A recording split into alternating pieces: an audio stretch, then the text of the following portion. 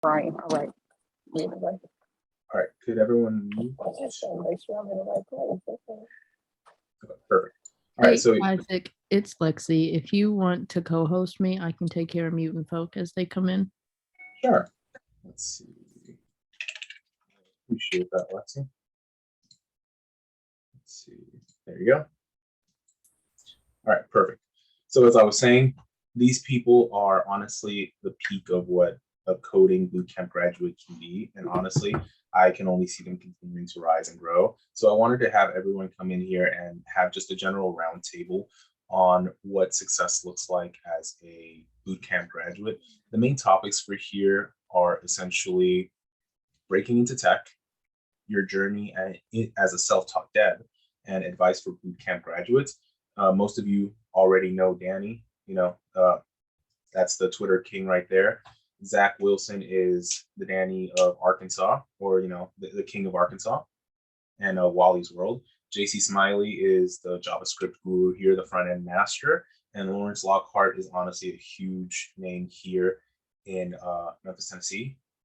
Mentor, leader of the Memtech community, just super cool TikTok guy to follow. If you don't follow him, definitely follow him.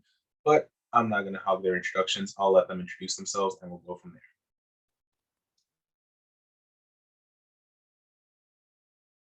You want Lawrence first? Yeah. Can we go ahead and speak, Isaac, or is this just intro or what?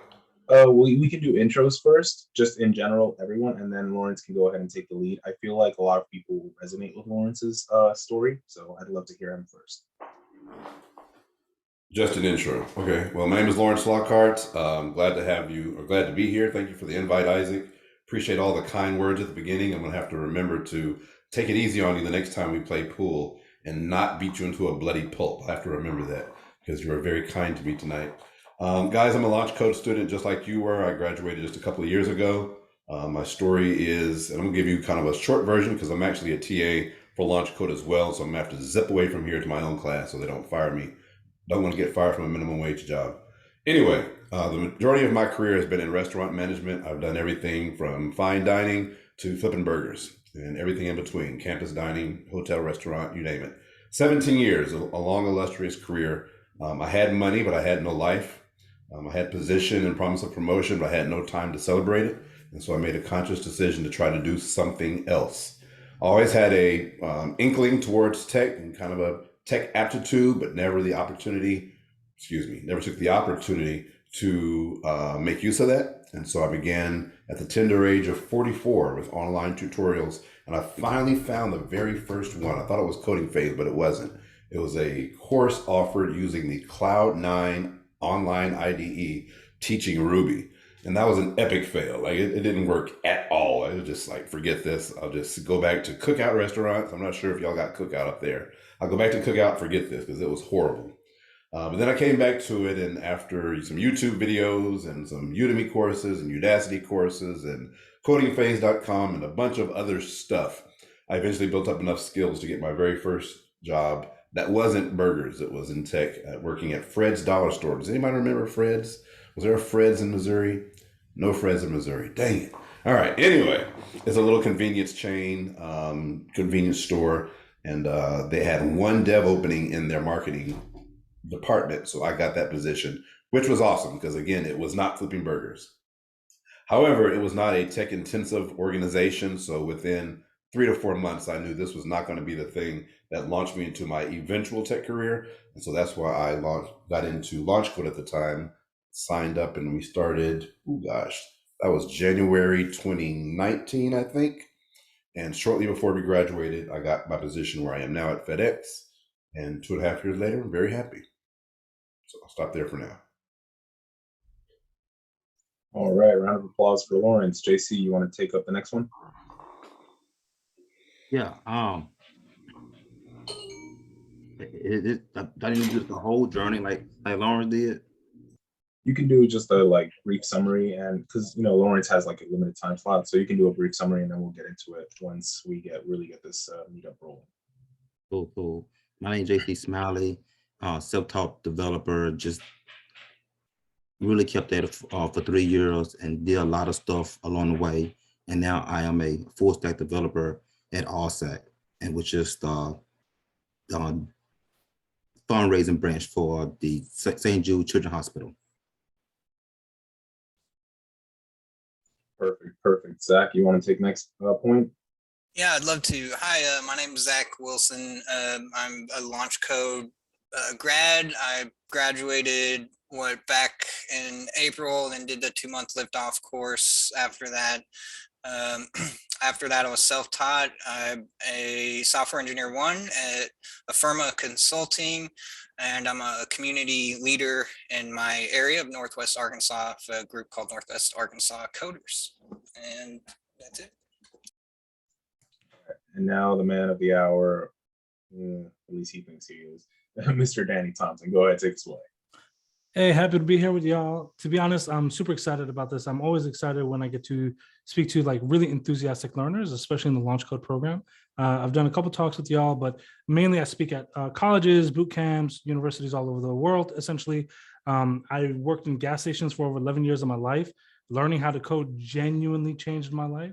I was actually doing the numbers on this the other day. When I first started working in gas stations, the pay that I make now is literally one paycheck equates to 4 months worth of that salary. It just blows my mind how much this field has genuinely changed everything for me from beginnings till now. And I've helped over 700 people land their first jobs in tech. I plan to continue growing that number. I've come up with several actionable strategies that hopefully we can kind of lay out today to make sure you're all on the right track to making sure you leverage those opportunities. But more so than not, every single person here on this panel right now has touched the Launch Code program in one way or another. Zach being a student, all of us being students, going from, learning how to code, working together, leveraging long-term relationships outside of it. And most of all, seeing amazing TAs continue the program like Lawrence and Isaac. And one of the big things that I always tell students, we're part of the Launch Code program, is Launch Code TA, that's not a high-paying job, right? They're doing it not for the money, but they're doing it to genuinely help you. So if we can support that in any way that we can, more than happy to do it. I'm happy to be here with y'all and share this next few minutes with you. All right, love that, man. So we're gonna go ahead and let Mr. Lockhart go ahead and kick us off. There's a lot, he's a fountain of information. Honestly, whenever I get stuck with something, I'll usually ping him directly. But to Danny's point, the people that you're working with right now, don't lose contact. Those long-term relationships are so important. I can tell you this, I met Lawrence, Danny, JC at the same time. I met Zach shortly after. I can plan on continuing to bother them until well after retirement. We'll probably do shuffleboard matches against each other somewhere in a retirement home. But yeah, don't ever underestimate your network. And I'm gonna go ahead and let Lawrence take it away. Shuffleboard, okay. All right. So first things first, I'm going to be kind of, like I said, kind of brief because I do have to get to my own class. I'm going to just put my moniker down in the chat real quick because I would love for you guys to follow me on Twitter, Instagram, and TikTok, where I share a lot more tips than I have time to do tonight. You don't even have to follow me. Just go and just watch the stuff because it's very valuable. In the interest of not being too repetitive, I have a funny feeling the other speakers are probably going to give you a lot of the tangibles, like do this, do that kind of thing. So I'm going to avoid that and go more for an etheric approach. Good mindset, good mental strategies to use as you begin to wrap up Launch Code and look toward getting, in some cases, your first tech job. Because for the people that I've worked with, again, through socials, through a nonprofit I work with called Code Connector, it is astounding to me, not anymore, but originally it was astounding to me just how much mindset, your mentality toward the process can affect your ability to get that first job. Whereas a certain mentality can escalate the process and get it to you quicker, a different type of mentality will have you just kind of in the lurch, waiting and waiting months and months. And it seems like everybody else is getting hired but you. So here's 3 things I want to share with you toward that end. The first mentality is the Launch Code curriculum is a fantastic base of resources on the educational piece toward getting you your first job in tech. That's a long sentence, so I'm going to say it again. The Launch Code curriculum is a fantastic resource when it comes to the education piece in getting your first job in tech. I'm gonna come back to this in a minute because there's really 3 main components: education, experience, and social behavioral. But if you have any doubts whatsoever, what you're learning here is absolutely valuable. It's a great launching pad, even though it's free, because hopefully what you're learning is 2 things. Number 1, how you learn. If you're let's just say you're doing C#. I don't know what track you guys are doing. Let's just say you're doing C#. Being able to go to an interview and demonstrate competency in C#, which is an object-oriented language, gives the hiring manager and the hiring committee the confidence that you can learn yet another object-oriented language. So you might know C# and they're doing Java, or you know Java and they're doing Python. If you can demonstrate competency in one, they're going to assume with good reason that you can learn another. So the first thing you should be learning is how you learn. The second thing you're learning in Launch Code is computer science fundamentals. Again, everybody has different backgrounds. Some people have been coding a little bit, some coding not at all. But what you're learning here, hopefully, are the computer science fundamentals that are transferable to all languages, frameworks, and libraries, right? Those things are transferable skills, and there are skills that you can utilize to put into projects. So Launch Code is a valid, if it wasn't, I wouldn't still be TAing with them. This is my third cohort TAing now, and I have a group in St. Louis. I did St. Louis, Kansas City, and Arkansas. So this is my third group. If I didn't believe in it, I wouldn't still be sticking around. So this is a valid curriculum. That's the first mindset. Second mindset, you belong here just as much as anyone else. Now, I know that sounds really, Cinderella, where's the pumpkin turning into the carriage? I'm telling you, believing that you're worthy of a programming position, let's just say you're in food service like I was, or working in gas stations like Danny was. Believing that you belong here in this space as a programmer or a technical program manager or a cloud engineer, whatever your personal goal is, believing that you belong there is just as important as all the technical skills you get. Because when you get in the interview, if you don't believe it, it'll be a very tough sell for you to get the people on the other side of the table to believe it. See what I'm saying? It will come across in your nonverbals. It'll come across in the things you say and or don't say. So yes, have passion about it, but I don't even like using the word passion. It's much more vital and much more efficient to actually believe that you belong here in the first place. There's nobody more deserving than you, regardless of their background, particularly when we go on to strategy number 3. And for this, I need audience participation. So briefly, everybody turn the mics on, briefly. Hopefully this is going to be really loud and rambunctious. I need everybody's mics on. TAs too, everybody. Red. Mics on, mics on, mics on. All right, here we go. Repeat after me. It is my responsibility. It is my responsibility. Build my personal profile. Build my personal profile To the point. to the point. I'm competitive with anybody on the planet. I And am competitive. Turn your mics off because that was a loud, jumbled mess. But it's good. You said it once. You said it once. Hopefully it'll stick with you. Why did I go on mute? Not me, you. It is your responsibility to build your profile. Now here we go. I believe in a 3-part component system when it comes to a self-taught developer trying to get their first job in tech, specifically as a programmer or a programming related position. You might be going for sysadmin, cloud engineer, network engineer, front end, back end, full stack, systems, embedded, whatever. If you're going for a programming position, there's a 3-part component: education, experience, and social behavioral. Education, if you don't have the college background, CS degree, at least associates or whatever, you're getting the education component from Launch Code. Launch Code is giving you the education and skills to allow you to build your own experience. There's a long thing, a long thread about how do you get experience? You don't have experience. All these jobs want experience. I don't have experience. Your responsibility, per what you just said, is to build your profile to make yourself competitive. And the way you make yourself competitive is by building your own experience. How do you build your own experience? With the skills you learned in Launch Code. It is a on call. Wow. Wait. Okay, no. I'm not on call.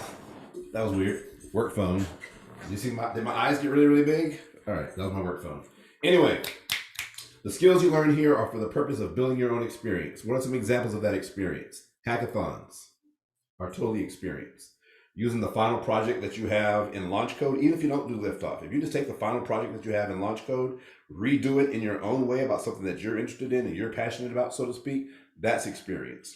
Doing little websites and or apps for small businesses around. I love joking with people from my community. Hey, you know somebody who does hair. They braid hair, they fix hair. Probably all they have is a dinky Facebook page. Offer to make them their first website, make them a client, put that website out online, deploy it, maybe use a little cloud technology so you can talk about that in the interview. And then as payment, you don't want any money from them. You just want them to go to your LinkedIn, give you a recommendation, down on your LinkedIn page, and then tell them the technologies you use for the website, and they can endorse you for those languages. This is building out your profile. It is your responsibility to build out your profile to make you competitive with anybody on the planet. So you take the education piece to build your experience. I mentioned hackathons, I mentioned websites and apps. You can do volunteer opportunities all over the place. There's a website, I should have had it ready, where there are tons of volunteer opportunities that you can jump into. Open source opportunities. Open source is not just Hacktoberfest, which is in October. That's kind of a concentrated focus, but open source opportunities exist 24 hours a day, 365 days a year. You can jump in and become an open source programmer right now. You don't have to wait for graduation or some certain title. And certain ones of those experiences can be bottled up and packaged neatly on your LinkedIn and on your resume. So when you walk in some cases, you can actually look more competitive than a college student who may have only done the bare minimum just to pass their classes. You're going to be much more focused utilizing the skills and the education piece of the pie to build real things. Now, you're not building tic-tac-toe games. You're not building to-do lists. You want to build things that demonstrate your ability to solve problems or just to help somebody out, right? Something that you can talk about in a really natural way. Those are good examples of projects. I'm not going to tell you what those are. My classic example is my guy from Arkansas, and he was into botany and trees, and he made an app about, trees in Arkansas.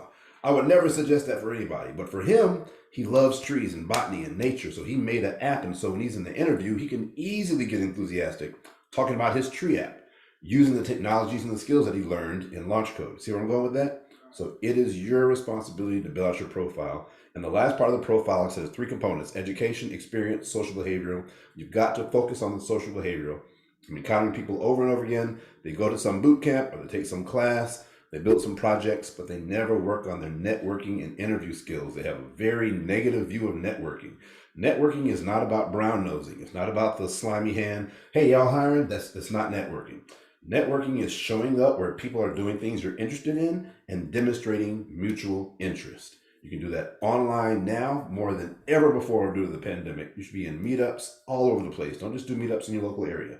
Do the ones in your local area because those will be the most likely places you'll meet people who work in jobs where you might get hired in your local area, but also do them around the country, around the world, for God's sake. There's free conferences every other week. Like, there's too many conferences.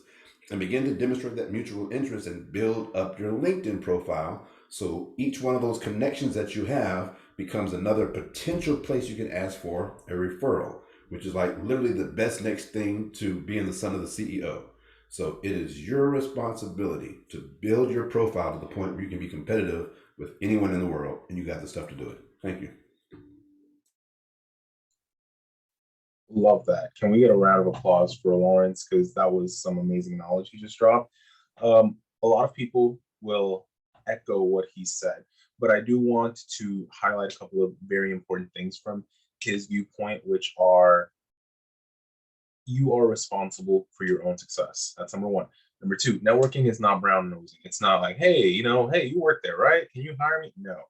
It's about mutual interest and it's about working together. I've found personally that going to meetups, local or online, going to hackathons where you have to interact with other people, that's great experience. I've personally talked a lot about the experience that I got from working with Lawrence on a hackathon project here in Memphis. So there's a lot of great stuff to mull on there. And Lawrence, thank you again for your time, man. We appreciate it so much. Do you have time for like 1 or 2 quick questions? Yes, absolutely. Perfect. Does anyone have any questions for Lawrence before his time is limited, so just 1 or 2, but does anyone have any off the top questions for him? Don't be shy now.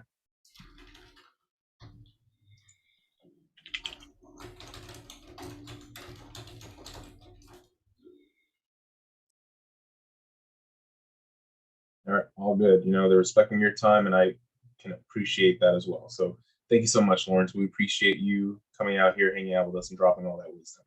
Thanks for the invite, man. Of course. Thank you again. All right, so let me pull up the rest of the panel up here.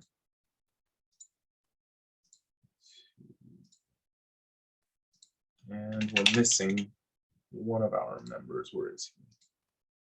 There he is. All right, so now that we will continue, definitely make sure that you follow Lawrence on Instagram, Twitter, TikTok. Just don't follow him in person because that gets you a restraining order. He is right. He is right. Yes. All right.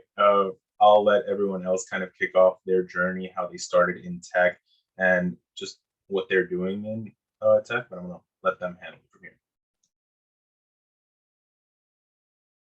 Who do you want? Yours choice. Whoever wants to go first. Danny will talk all day, so you kind of got to get in where you fit in. Let JC go. Yeah. And y'all, if I speak fast, when I get happy, I speak fast. Just let me know. I slow down. Just for my journey, it was a long journey.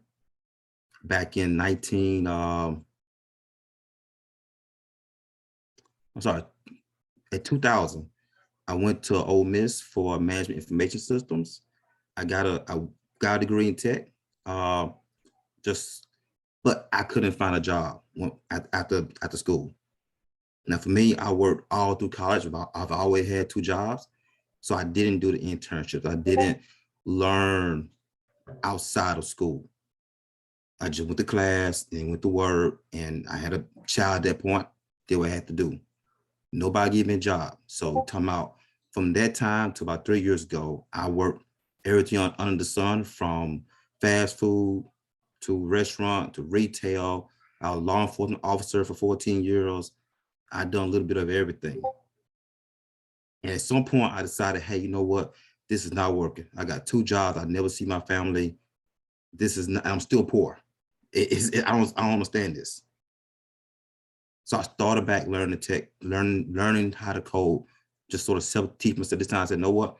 I'm still paying that college degree bill from so long ago that was worthless to me.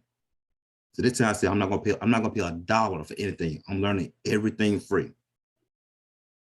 For 3 years, I worked at it. And this went from going to as many hackathons I could. And eventually, me and a friend won the Digital Ocean Hackathon. This was a global hackathon. So we won and beat out several teams for now. I did a freelance project with a friend who I met while networking. And I was a TA for Lunch Code for several years.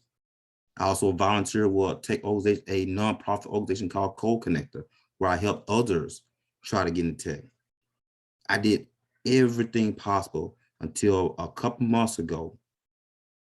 The hospital, St. Jude Hospital, gave me an opportunity. They gave me a shot. And right now I'm working as a freelance full stack developer.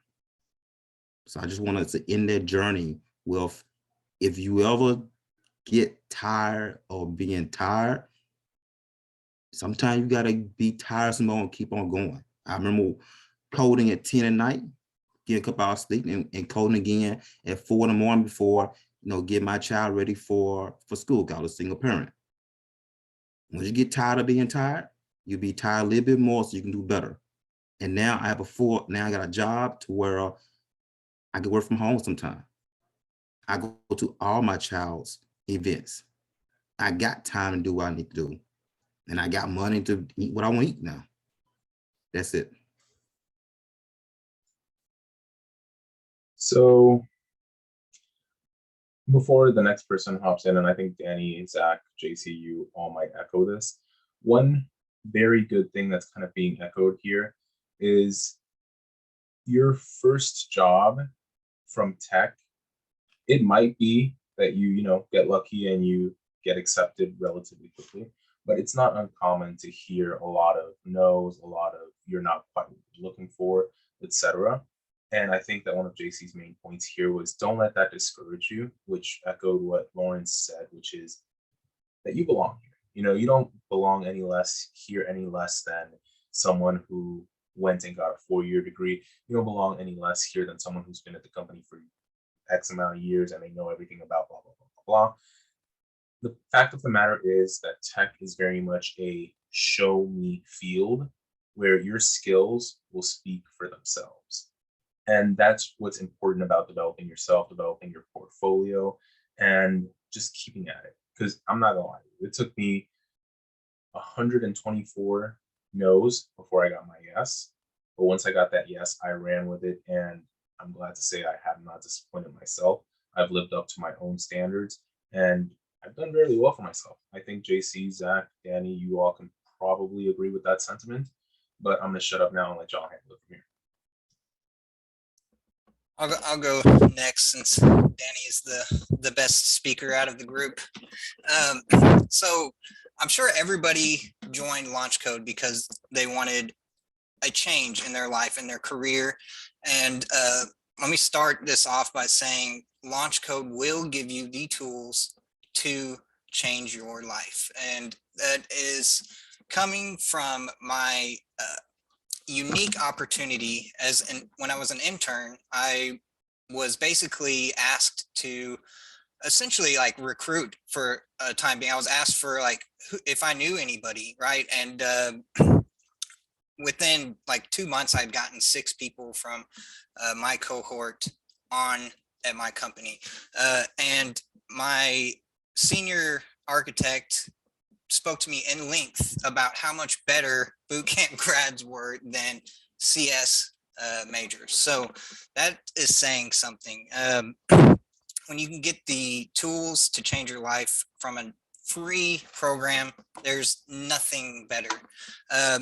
My story is similar to a lot of these guys. I worked in food industry for a long time, 17 years in fact, and the only time that I stopped working in food industry is when I went to prison.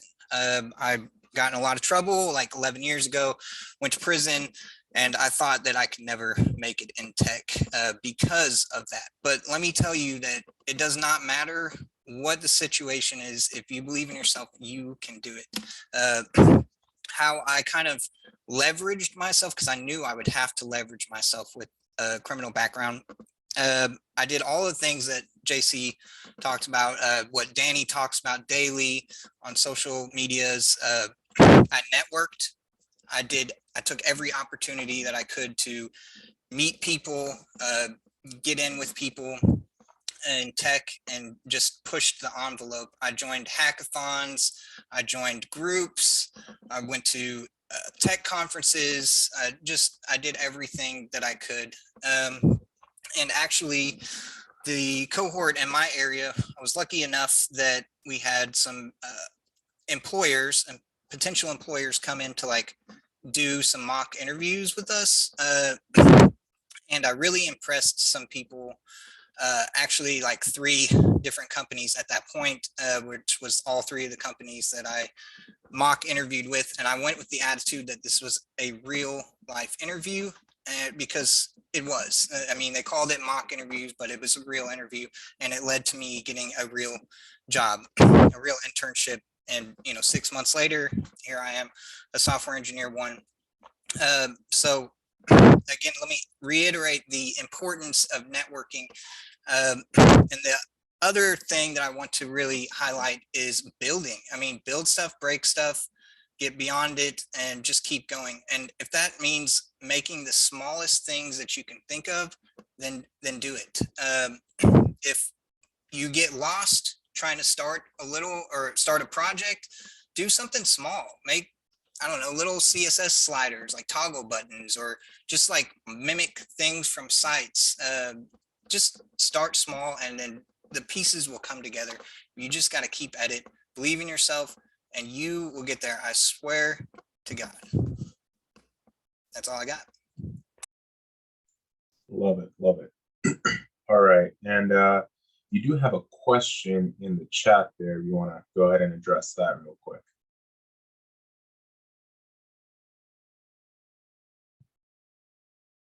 Zach. What's that? You did have a question in the chat if you wanted to go ahead and address that real quick. I'm sorry. I'm like sitting there reading it. Which one? Where's it at? Should be from Z, directly above the last statement by JC. Are my eyes real? Yeah, yeah. These are real eyes. I've had people recently ask me that, but yes. All right. Not fake eyeballs. You know, he's already in that cybernet. He's in that what's it called? It would escape me right now. He's on that Cyberpunk 2077 look, all virtual corneas. All right. So thank you, Zach, for sharing all of that with us. We appreciate it. And amazing story, very inspirational. Now we're gonna, I guess we'll let Danny talk. Let's see what he has to say. Honestly, you know, there's so many different areas that I can kind of go into. I see some people in the chat, they kind of know who I am, but just, you know, out of curiosity, is everyone kind of familiar with me or, okay, no, right? Okay, cool. So I'm going to give like a brief start to the beginning on exactly what happened. And essentially the reason why I got into tech was because of a rapper. This rapper invested $7 million into a tech company. At this time in my life, I was 30 years old and working in a gas station. And I said, I'm at a fork in the road. If I go right, I'm going to be at this gas station until the day I die. Or if I go left, I've got to make a change. It's got to be now. And I don't know what that is. And at this time, I see this interview and he's investing all this money and they're asking him why. And he said he's learning how to code. Now, this blew my mind because I never knew that somebody from my kind of background could ever learn how to code. This was for the PhDs and the rocket scientists of the world. This isn't for the average individual coming from an average kind of background learning. The reasoning that I came up with was profound. I said, why don't I know more about my computer? Why is the extent of my knowledge opening youtube.com and watching some cat videos? Like, why don't I know why my laptop costs $2,800? Why don't I know why my smartphone costs $1,500? What is RAM? What is Snapdragon? It's all buzzwords until you put something behind it. And so he started learning how to code and so did I. And obviously he's not learning how to code to give up his lucrative rap career, right? He's not gonna be like, look, I'm done with the millions. I'm going back to the thousands and I'm gonna type some code. But he realized something. Code is going to literally dictate our entire future. It's going to be as commonplace or common knowledge as what we had with like basic first aid. You got to cut, go ahead, throw a Band-Aid on it, throw some peroxide. We know the basics of how we function our lives because it's our daily activity. Why don't we know the same thing with the thing that we're literally touching from the moment we wake up to the moment we go to sleep? And so I get on freecodecamp.org and I start learning. And I never started learning with the goal of, I'm going to get a job in tech. To be completely honest, my mind didn't really go that far. I was like, I'm going to make a website and this is going to be the best website in the whole world. And everybody's just going to want to come hang out there and all this and that. And then you start learning more and you realize, yeah, that's not super easy to do because companies pay billions of dollars trying to get this entire presence, right? But one thing that I started realizing was as I'm building these things, as I'm building projects, as I'm making stuff, I'm literally creating something that didn't exist. And so if I can create these very rudimentary but basic projects, why can't I create a project that could actually generate me some income, revenue, some money? I started seeing a purpose there. And it was at this time that I heard about meetups, right?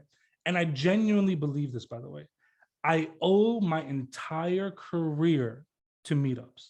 I don't say that lightly, by the way, but the amount of information, knowledge, and perspective that you can gain surrounding yourself with amazing people is incredible. And the reason why I bring this up is I'm a very, very, very, very firm believer that you are a byproduct of the people that you choose to keep around you. You can't choose your family, you can't choose certain attributes, but you can choose the influences that you're keeping around yourself. If you keep a bunch of chefs around you, you're gonna pick up a recipe. It's the exact same thing when it comes to development. If you keep a bunch of developers around you, you're gonna start picking up different ideas, different concepts, and you'll be more motivated along your journey to learn more. And the reality is, your excitement right now, wherever you may be in your learning journey, becomes your normal, right? And so everything that's super exciting, oh, I made this background red, or oh, I changed some DOM manipulation with some JavaScript, or I made a nav bar. That's super cool in the beginning, but once that excitement becomes your everyday norm, it's not going to be super exciting. And I always tell people, motivation and inspiration have an expiration. They expire. And when it expires, something needs to take its place. And that thing that takes its place is your commitment to why you're doing this, the end goal that you see being your level of success, but also understanding that this is a priority.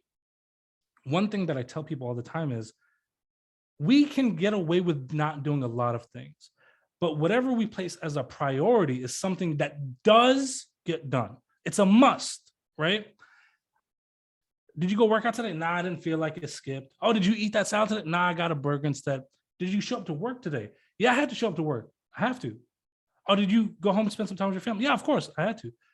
Notice the difference between things that you would like to do versus things that you've placed as a priority. Meaning on the days that I don't necessarily feel fantastic, where the unicorns aren't flapping their wings behind me and the leprechauns throwing gold at my feet, I still end up going to work. I still end up spending some time with my family because I've made those things priorities.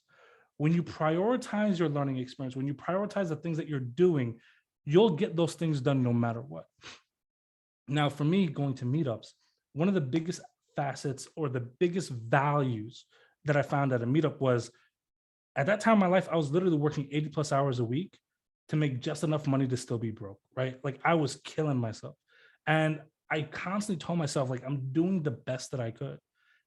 But in reality, like retrospect, hindsight 2020, I was lying to myself. I made my ceiling much lower than where it should have been. And I remember going to these meetups and I'm talking to these people and they're like, oh yeah, I took today off. I'm having a 4-day weekend and this and that. And I'm like, man, this work-life balance is incredible. I've never experienced something like this. I've never experienced people so openly saying, yeah, I make 6 figures here. I, make 80 grand here. I'm super good right now compared to what I've been. It was incredible. And obviously, for me, I was frying chicken in a gas station. That was literally all I did all my life.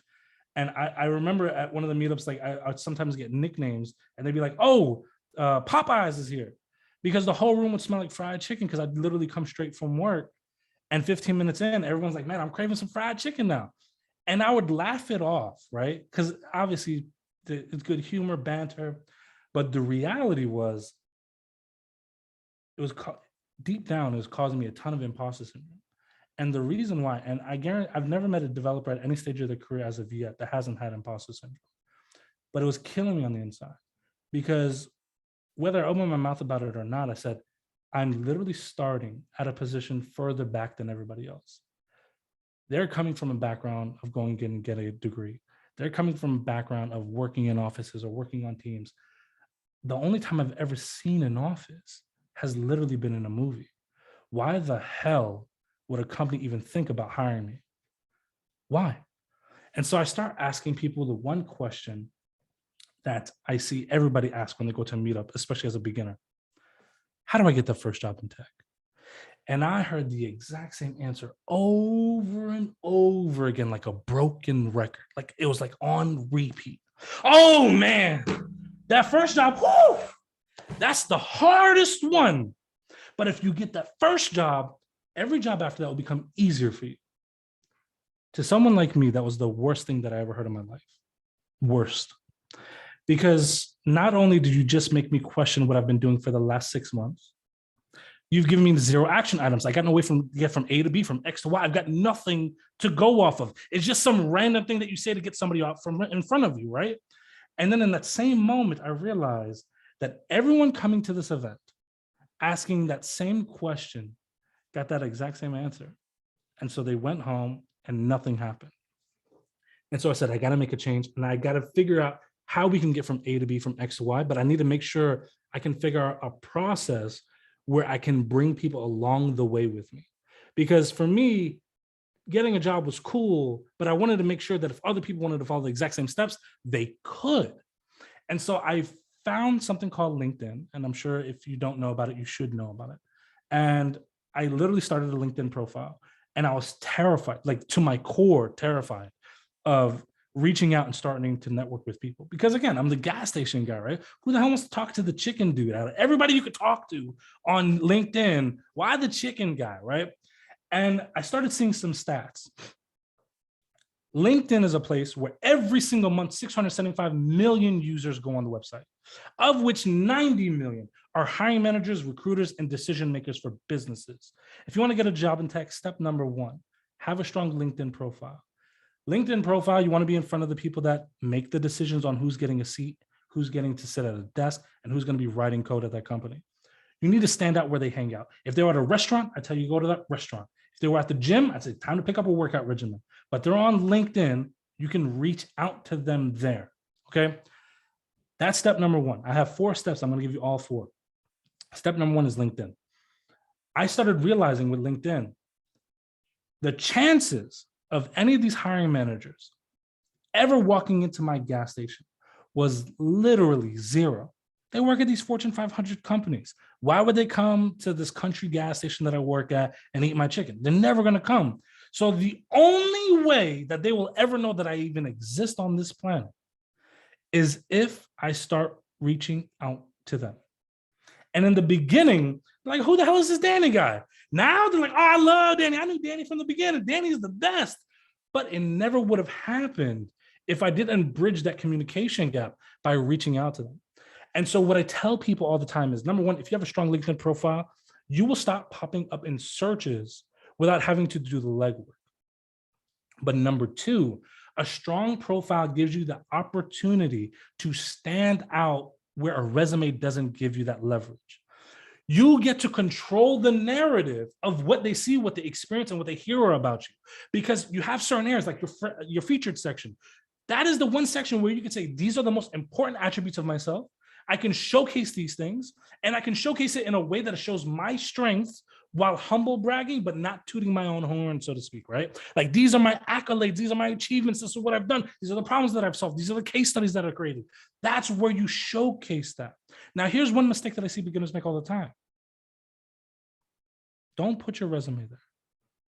I know it seems like, whoa, they're coming to my profile, I want them to get that resume, all right? I want them to see my job history so they can contact me. You want them to reach out to you first. Open up that communication line, because if they see their resume and there's something that's off, they may not give you the opportunity to correct them. Maybe you didn't explain something clearly, but if they've already opened that communication line by asking you for that resume, now you have dialogue going. It's easier for them to say, oh, this kind of seems off. Is this correct? And you can say, well, no, I had limited words. I would like to add XYZ here. Now you have that dialogue going. They're like, you know what? Let's go ahead and bring you in for an interview. Your ultimate goal of your resume and your LinkedIn profile is not to be your autobiography. That's not the case here. Your sole purpose of these 2 things is to pique interest, get them curious, get them excited, get them talking about you or asking questions and saying, you know what, I need to look at Brian a little bit further. Let me call Brian in for an interview. I need to check out Alex over here. Alex, I have some questions I want to find out about you. Because the other thing that you need to be doing on LinkedIn, honestly, is networking. Here are ways that you can effectively network on LinkedIn. Number 1, obviously commenting on posts. Often frequent dialogue gets people, interested about you. The other thing, I still do this now, but I'm not I will never tell you not to apply to jobs. You absolutely should, but I'm not big on that. I never have, because for me, I just fall into the fold. So instead, I look on LinkedIn for posts from hiring managers and recruiters saying, hey, I'm looking for someone that matches XYZ criteria. By doing this on LinkedIn, there's search filters. You can even search by company name, you can search by location, but you can add filters for posts looking for JavaScript developer, Java developer, full stack, etc. Anything in the last several months will pop up there. You can message that person now and saying, hey, I saw that you posted that you're looking for a developer. Here are 3 reasons why I think you and I need to have a conversation, A, B, and C. I look forward to hearing from you. If they like it, fantastic. They're contacting you back. And guess what? They're like, you know, this is really interesting. Let's set up a call. I just made it into interview number 1. If they don't like it, you really lost nothing and you can move on. But the biggest key here is you need to make that not a copy paste comment, but a very authentic communication. They can tell the difference. Everybody can. When you make it an authentic message, you're more likely to have conversations reach back out to you.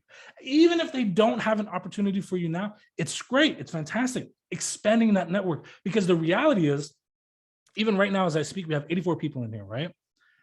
These are 84 like-minded individuals that may be in a completely different spot within the next 2 years. You have no idea where that referral could possibly land you and lead you. Keep those relationships strong. And it's the same thing with these hiring managers. Hiring managers know other hiring managers. They hang out together. They go to lunch together. They, play spades and all that together, right? They may say, hey, I'm looking for a junior developer that knows Java and I can't find anybody. Oh, I just had a conversation with Ingrid. Let me go ahead and connect the two of you. I guarantee you that, might be a good, valuable connection there, right? The other thing that I tell people when it comes to networking, it's not necessarily always, what can you do for me? Avoid that begging mindset. And I know it's hard because I know we all just want to be like, look, just give me a chance. Just give me a chance. I guarantee if you give me a chance, I'm going to prove to you how good I am. Just give me that chance. It almost produces a reaction where you want to walk away from the conversation in the situation. Instead, you need to walk in with value mindsets. I'm valuable. I bring value to this conversation. I will bring value to this team, and I will bring so much value that you're going to fall in love with me. Simple as that. Because if you bring value, they will bring a checkbook. It's as simple as that. No company in the history of the world has ever turned down a surefire bet to make money. You're bringing value. You're not a liability. You're actually an incentive. Remember one thing, your technical skills will help you pay the bills. It's not all about the certifications. It's not about the accolades. I guarantee you, and this may shock some of y'all, I may blow your mind right now. Are you ready? 0 employers are going to hire you because you graduated Launch Code. 0. The name of Launch Code is not going to open a door for you.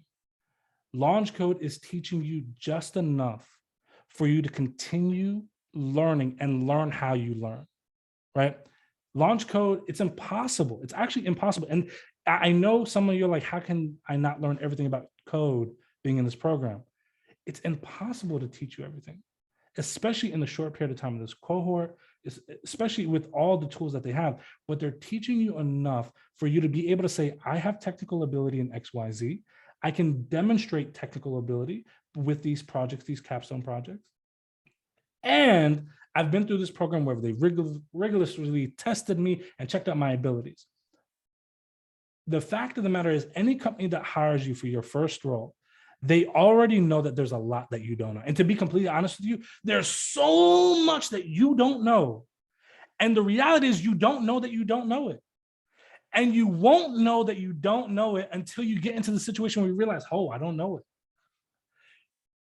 And it's crazy because there's so much. I went into my first role feeling so confident. And I guarantee you, I was exposed to more concepts that I never even heard about or knew existed. Prime example, CI/CD pipelines. I didn't even know that was a thing. I had no idea what a pipeline was.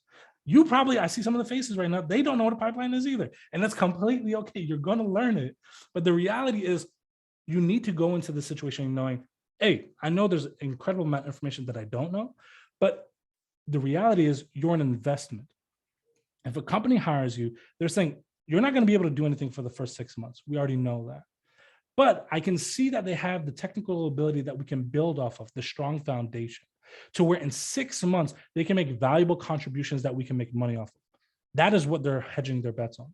That is why some employers look at apprenticeship programs and things like that, because they're saying, this is my way to see within 6 months, is Tori over here going to be able to add a ton of value or not? That's the reality. Second thing that's very important is your portfolio projects and items, right? Your capstone projects. Now, I was a TA for Launch Code. I'm very proud to say Zach was one of my students among the others. I think almost all of my students have landed jobs in tech. My approach was definitely using a lot of the Launch Code curriculum, but a little bit of additional resources as well. I'm a very firm believer that you should have a backup resource reinforcing your concepts and learning. And one of the strategies that I always say is when it comes to your portfolio capstone project, it shouldn't be like an Instagram clone or something very basic. You need to be thinking, and this is hard for a lot of people, but you need to be thinking in a business mindset. If I were to land on your portfolio project, what is the flow that you want me to actually see? Is this solving a problem? And if it is solving a problem, what is the problem? Articulate it, because this is key here. There's no shortage of people to write code in this industry. There's no shortage of it. I can literally open a door and have hundreds of people walk in. There's a shortage of problem solvers, people that can see a problem, identify what the problem is, breaking it down to a lower level and solving it. That is your objective as a developer. I see a problem. This is the optimal solution that delivers XYZ results. That's what I'm aiming for. So with your capstone project, make sure you're identifying and solving a problem. One example I can give you, a person I was mentoring, they worked in a burger restaurant, and they were talking about how they were like, their back was sore. They threw out like 40 pounds of waste because it expired. And I said, that's your project right there. What if you made a project that took all the expiration dates of product that came in? It would create an alert for you 3 days away, right? To remind you, hey, this is about to expire. It's like a reminder, hey, let me rotate this product and use it before it goes out of date, and help you reduce spoilage. Now, what are the problems this is addressing? It's addressing, number one, expired product that you lose money on. It's helping the business save on the bottom line. And if you made a case study with that project, now they're seeing, whoa, Wilbert over here is adding so much value in solving this problem right here. This is incredible. Now, one question I have for everybody in the chat, and if you could write it in the chat, I'm going to look through the chat, but I have a challenge for everybody, right? I want you to find the caps lock key on your keyboard. And I want you to type in the chat, but don't press enter. Everyone's going to press enter at the same time. It's like a little social experiment. Just, humor me, okay? And what I want you to type in there right now is, what is something that you're struggling with understanding the concept of?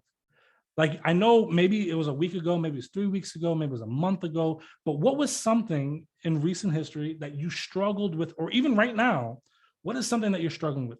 In 5 seconds, I'm going to tell everybody to press enter at the same time. So please just type in the answer. Don't press enter as of yet. Just type in something, but make sure it's with that caps lock key, okay? All right. What is something that you were struggling with understanding? Could be small thing, could be big thing. It doesn't necessarily matter, but just type it in. Has everybody typed in something yet? I'm going to wait 5 seconds, all right? All right, everybody. In 4 seconds, I'm going to tell you to press the enter button, okay? In 3 seconds, I'm going to tell you to press the enter button.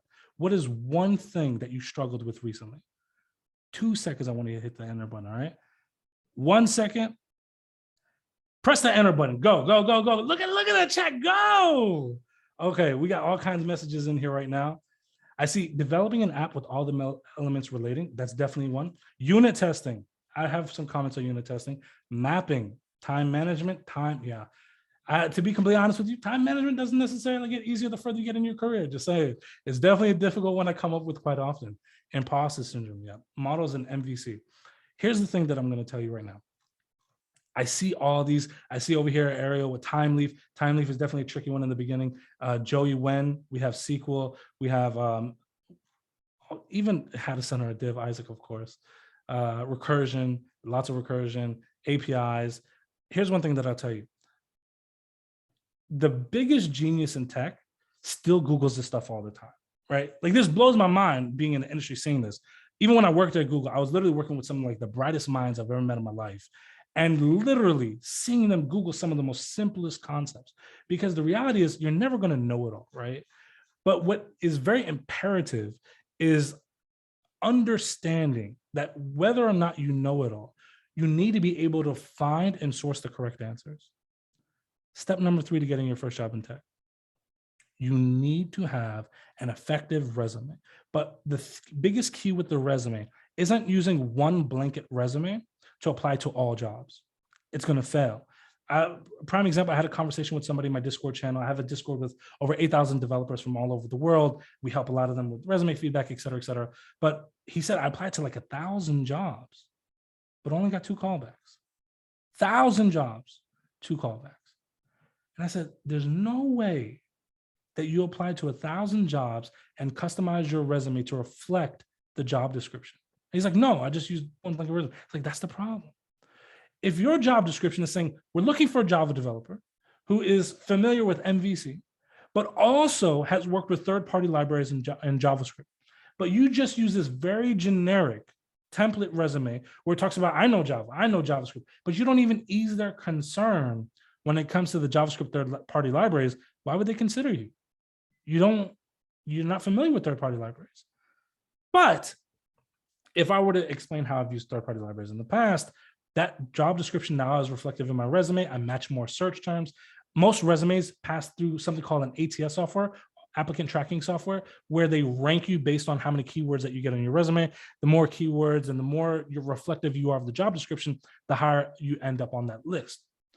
if you're not easing their concerns, remember, you're an investment. Your objective is to de-risk yourself as a candidate. If you're not de-risking yourself and making yourself a very safe bet, why the heck would they ever consider investing money in you? Remember, you're an investment, right?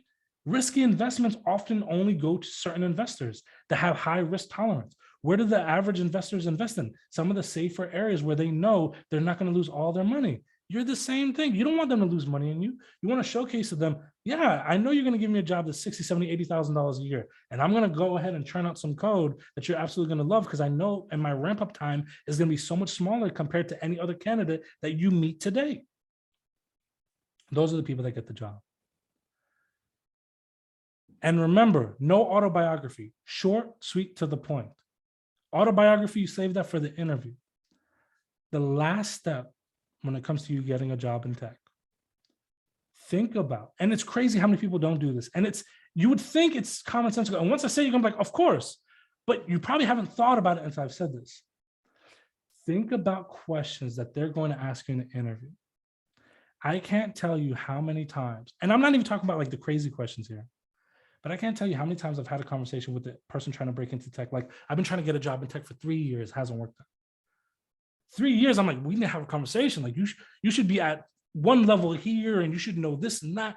And I get in a conversation with them and I ask them the generic question that every single interview in the world is going to ask you this question in the beginning.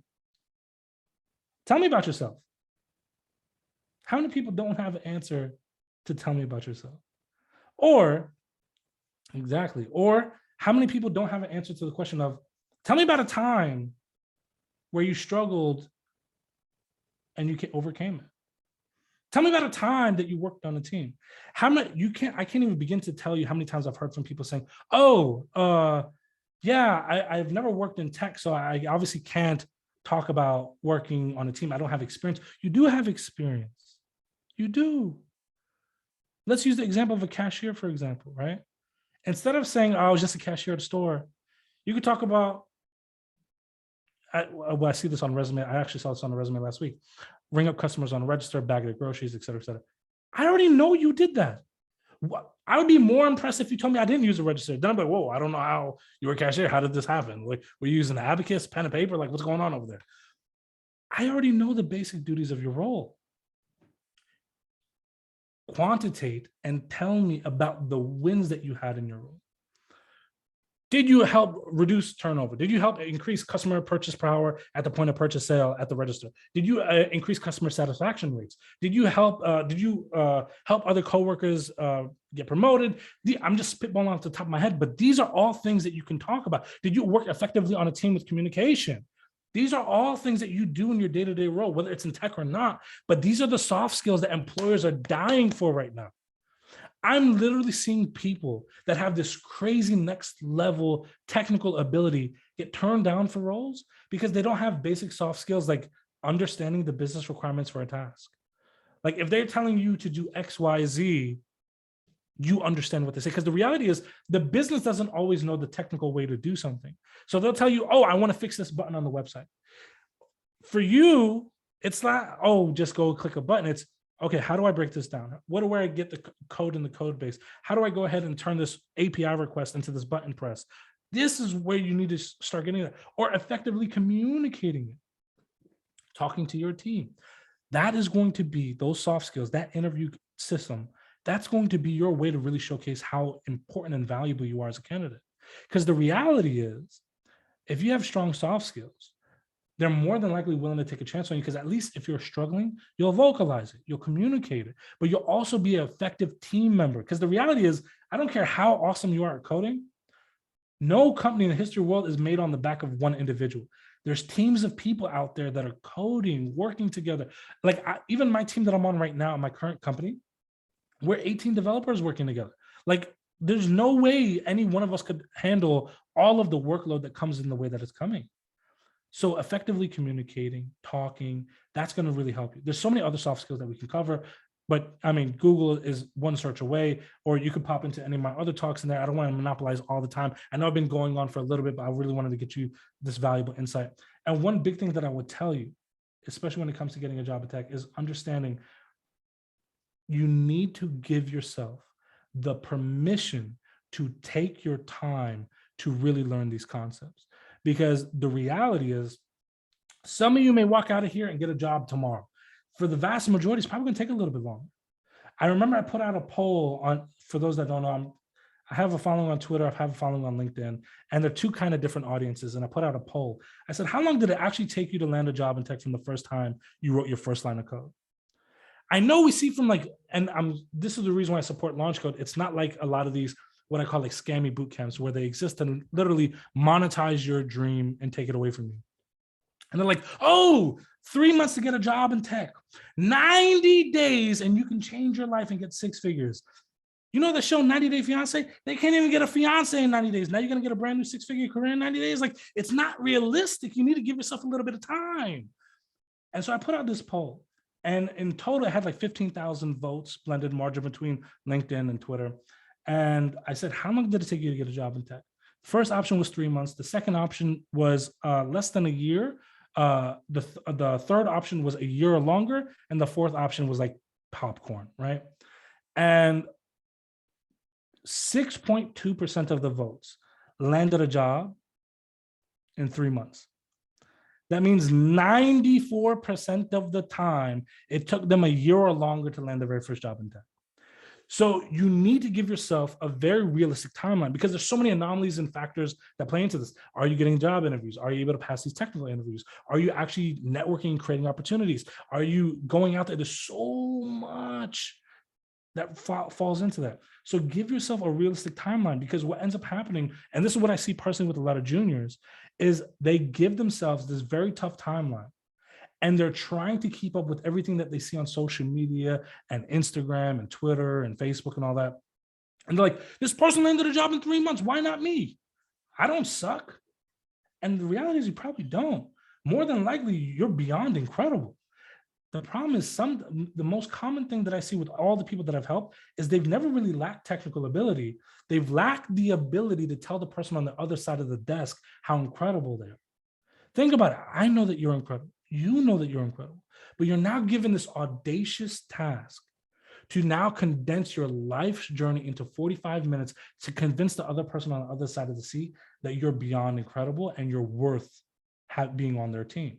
It's not an easy task, but you need to give yourself the permission to make sure you take your time. Because the reason I stress this is I don't necessarily want you to get a job and barely survive. I want you to get that opportunity and thrive in that environment. And I did a Twitter space the other day, a couple of weeks ago, actually, where someone got their first job in tech. And I have a whole list of things that I say you should do once you get your first job, but we're not going to get into that today. But they literally lost their job within the first 3 months. And it took them almost 4 years to get that next opportunity. Why? Instead of making sure they know these concepts, they race through. And so when they actually got into the code base and all this and they're given tasks, they don't have a clue how to even start doing the most basic item. Like, and I'm not saying they're going to give you a task where it's like, hey, go make an entire website by yourself. Most of your tasks are going to be compartmentalized. But if someone comes to you and says, can you make a button on a website? Or can you go ahead and make this API call? Or can you get this information at least from a JSON request? And you're like, how do I say hello world again? How do I type in a variable name? Those basic things are like fundamental. These are the things that you're going to build your entire career off. I'm not saying you need to be the next Mozart of code, but you do need to be able to do the basics and start building off of that, because you can start building out something and start Googling the rest, but you need to be able to start building on a couple of things. That is why it's so important that you actually like work through a lot of the coursework that you're getting. Make sure that you're not just reading the code, but you're actually typing it out. Like, I know you're given a lot of starter code, right? Before you start typing all this out, read it, type it out. See, how did LaunchCode come up to this? How do they create the starter template for you to go off of? What is it actually doing? That's so, so important. And I can't stress that enough, how valuable that is. But the one thing that I'll tell you, and I'll give this back to Isaac after this, is make sure you're tapping into the resource that you have as TAs, because the reality is they're genuinely here to help you. And I don't say that like, oh, praise the TA, they're doing an amazing thing. No. I mean, genuinely, because the reality is, especially as a developer, like what I make in an hour isn't what Launch Code pays in a week to a TA, right? And of course, it's a nonprofit. You're not paying for classes. How are they going to pay TAs? They're running off donations and all this good stuff, right? TAs are genuinely here because they want to help you. They're a wealth of information and knowledge. Make sure you're tapping into that, but also make sure you're tapping into other students. If you see other students doing great, pair program together. Do you know how much information can be shared in the pair programming session? Do you understand how much can be given to both sides? Because maybe, you know, Rosalind here knows something that Madison doesn't know. And maybe Devin knows something that Sydney doesn't know. And that pair programming session, you could share so many concepts that both of you can level up off of. Make sure you're tapping into that. Because the reality is, it's so hard to find an opportunity where 84 different individuals are all motivated for you reaching the exact same goal together. Graduating this program, knowing more than you walked in with, and possibly leveraging that into an opportunity to get a job in tech. I genuinely mean this. I can't wait to see what new levels you reach. And I'm so excited for the day that you message me or shoot me a tweet or a LinkedIn saying, I got that first job. Because I promise you, I'll happy dance as well. I love celebrating your success. Just give me a reason to do it. Isaac, it's yours. So now y'all see why Danny does well with his talks. He speaks well every once in a while. I literally just ended 2 talks before coming to this one. So like that's why I got the monster here and I kept sipping on it. Like I'm trying to keep the energy up. No, man, you're succeeding. You're succeeding. So I wanted to have this talk, and at the last minute, I kind of switched it up on our speakers because originally it was meant to be for a smaller audience. But I figured, so many people can get so much great information from this. Why limit it to one single group? So the reason why I wanted to have this talk was because there's good information and then there's bad information in this talk. The good news is, everyone belongs. Everyone can find a job. You have to find your niche. You have to grind it. You have to do your thing. And most importantly, you have to show your expertise. The bad is, no one's going to hire you because you graduated Launch Code. It's not like Harvard where they're like, oh, you graduated Launch Code? Come on in here, get a job. No one's going to hire you on your first resume submission. God, if only it were that easy. There have been great opportunities that have slipped through my fingers just because I wasn't ready for them. But I firmly believe that where I am now is definitely where I'm supposed to be.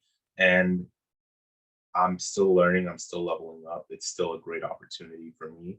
And I wanted to have that kind of be resonated, not just for me, but from other people as well. So Zach from his talk, he definitely faced a lot of adversity getting to where he is now. But look, he's an SE1. He got a huge promotion off of his internship. He's doing amazing things now, things that I don't know if he saw himself doing these things 2-3 years ago, but he's doing amazing stuff now. JC is working with ALSAC, who, if you don't know, or you're not big into St. Jude, they're the main people who help fundraise for St. Jude directly, the children's hospital. He's doing amazing things with their UI. He's doing amazing things with their JavaScript. He is really helping them level up. JC before this had a different job where, he didn't really get to see his family a lot. Now he's attending functions. He's doing everything that he needs to do. Tech has literally opened an entire new chapter for him. Danny's fairly open about himself. If you ever check out his LinkedIn profile, you will definitely see the before and after. And he doesn't hide who he is. He doesn't hide where he started. He doesn't hide where he is now. And I honestly admire that so much, just because tech is a field where you get it out of it, what you put into it. It's up to you to how much you want to put into it. I said a lot without really saying anything, so I'm kind of trying to coast into the Q&A section. But with that being said, just can everyone unmute and give a round of applause to our speakers? They're not getting paid for it. I might buy them a beer or something later on, but honestly, these pockets are kind of shallow. They're like an inch deep. It's like washing your hands. So we're going to see what happens after this, how I settle up with them after this. But definitely a huge round of applause to them. All right. And as we continue, Zach, JC, Danny, would you guys mind dropping your socials so that people that need to join up or potentially even want to connect with you past this so that they can see them in the chat? I'll see if we can pin them somewhere in the actual Slack at a later date. I shared 2 more bits of information. Number 1 is the link to Danny's Discord server over, was it 800, 8,000? I can't remember. Am I dropping a 0 or am I? 8,300, yeah. Yeah, 8,300 developers there from all walks of life. Kenya, Spain, Portugal, Cuba, from everywhere are there. They are helping each other level up. We have newbie friendly zones. It's all there for you. And I also dropped in a YouTube link to his LinkedIn series. Amazing stuff if you want to help level up there. And he also has a couple of links that he did with hiring managers, etc. So definitely peek that. And I don't know what happened to JC. But in the meantime, it's now time for the question and answer section. So if you have a question, feel free to drop it in the Slack, in the chat, and I'll work my way from the top to the bottom, and let's just go ahead and get started into that. So I preemptively started answering questions. I apologize. No, you're fine. So we do have a question from, oh, you did. So you already answered Michelle Bobucci's question about not putting your resume on LinkedIn. Would you mind elaborating on that a bit? Yeah. So when I mentioned don't put your resume on LinkedIn, what I mean is the actual like PDF downloadable copy. And make sure, by the way, if your resume isn't in PDF, like fix that ASAP. That's like a huge thing. The other thing I'll tell you about resumes, don't make them dual column. Most recruiters hate that, but also the software that they use for ATS to translate that resume over doesn't necessarily understand how to do it for dual columns. So keep it single column. You'll really aid yourself, but the goal is to have them actually reach out to you to get that resume, because you want to open that dialogue. If it's in your featured section or if it's in a link where they can download it, that's not going to help you. Also, make sure that when it comes to your job experience, short, sweet, to the point, but also demonstrating wins. Don't necessarily talk about your basic job duties. Everybody can figure that out. Talk about wins that you've had in that role.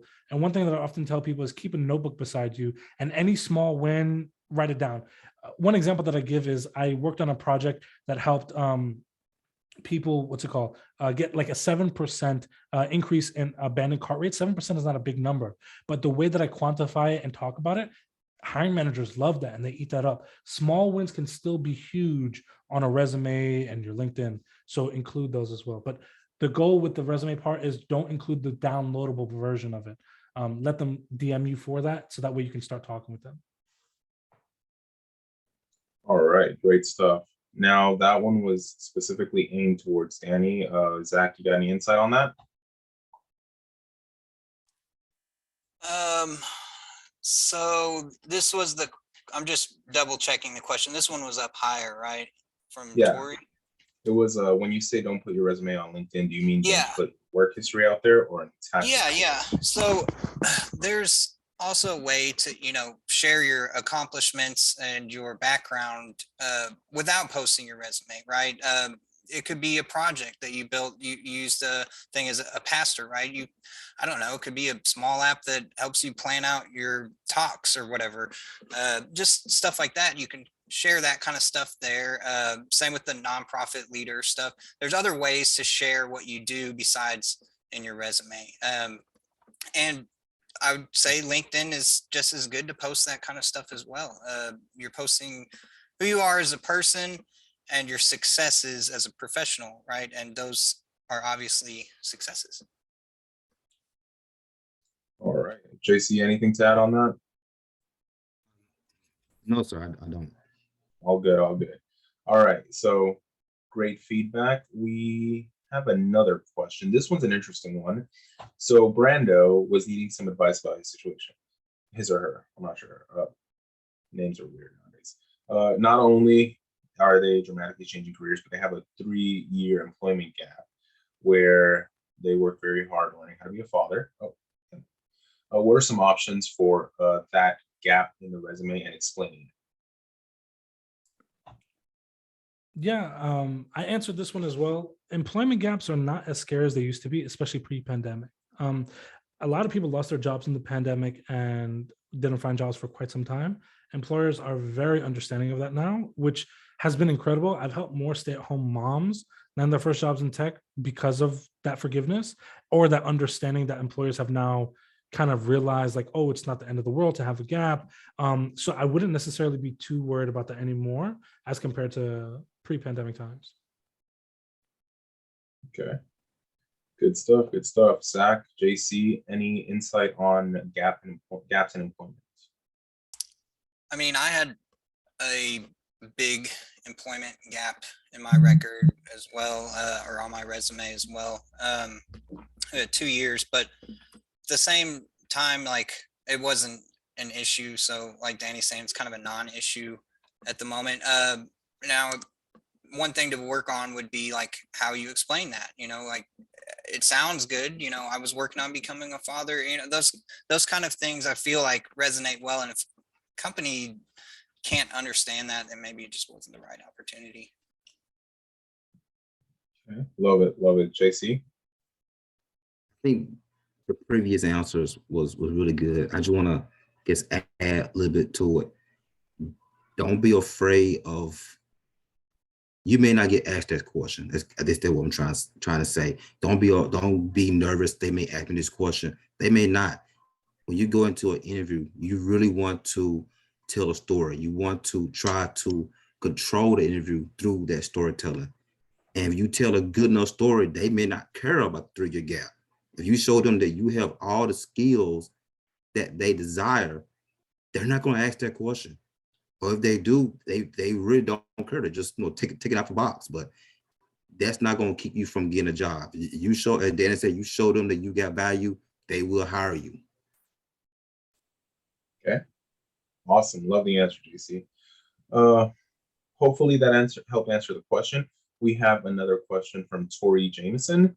The question is, how do you pivot? LC is giving them a great fascination with coding and development, but they don't necessarily want to do full stack. They're looking at potentially data science, maybe machine learning.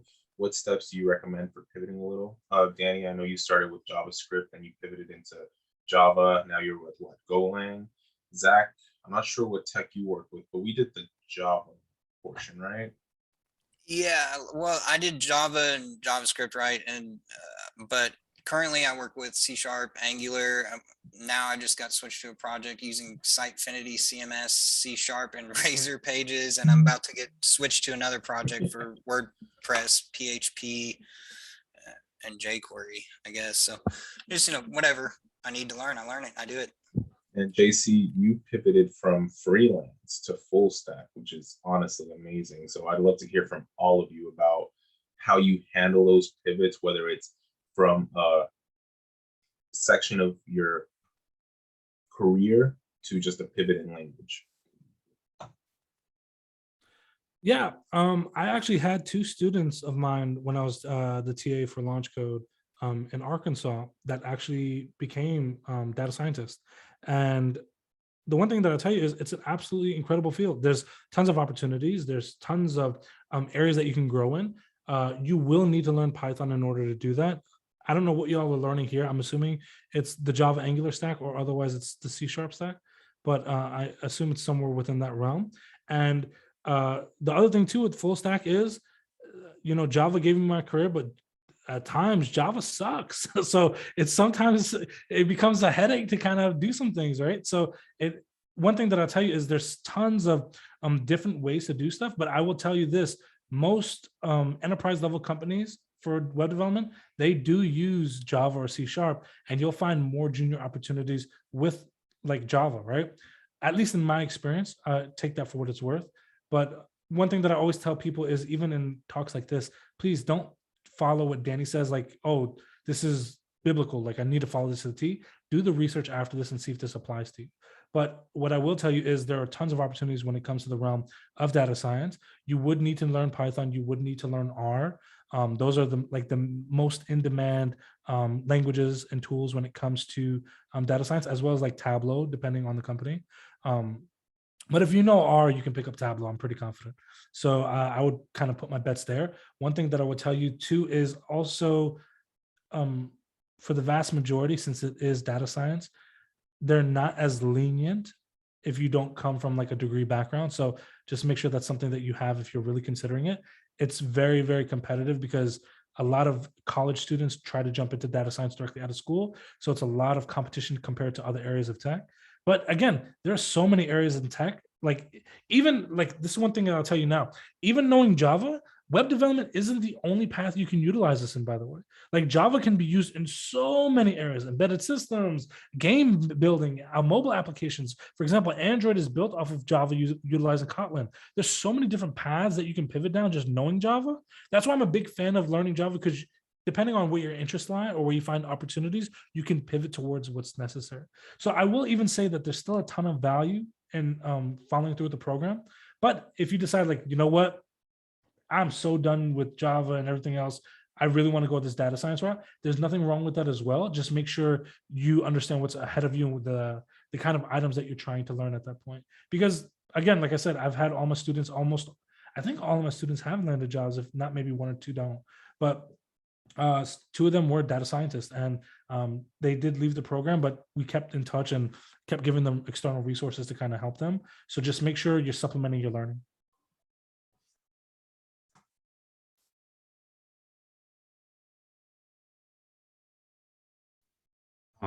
Okay, so as far as pivoting goes, are we still talking about pivoting? Yes, we are. So really that's just about what you start studying, but I do completely agree with Danny that getting into the data side of things can be a little bit more definitely lean towards a degree, but it's not impossible at all. So whatever your fascination in, whatever interests you, lean into those things. Use all available resources, YouTube, whatever, Udemy, Pluralsight, anything you can to just start studying on those things. And Python's going to be one of those things. So, start with that, right?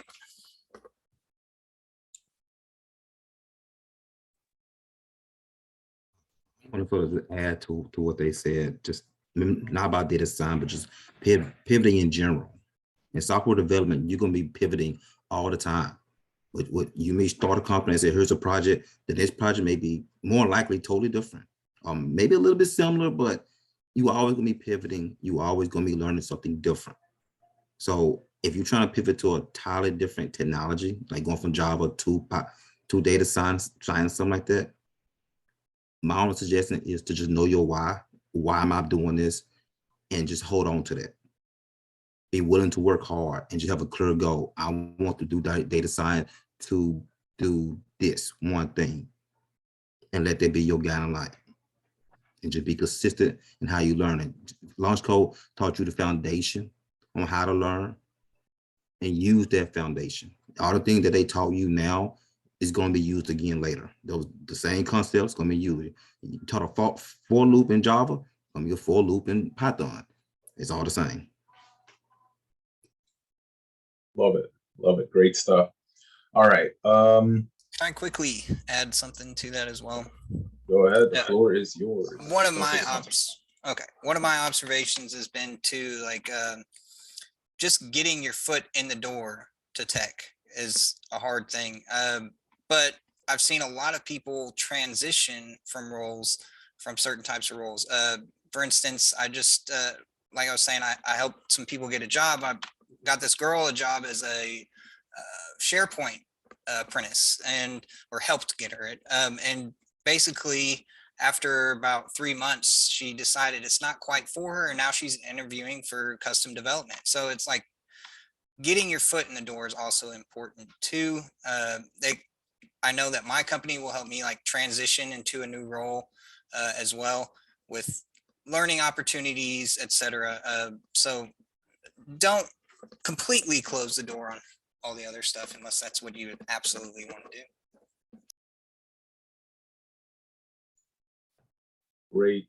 Great add on there. That's an excellent point. Good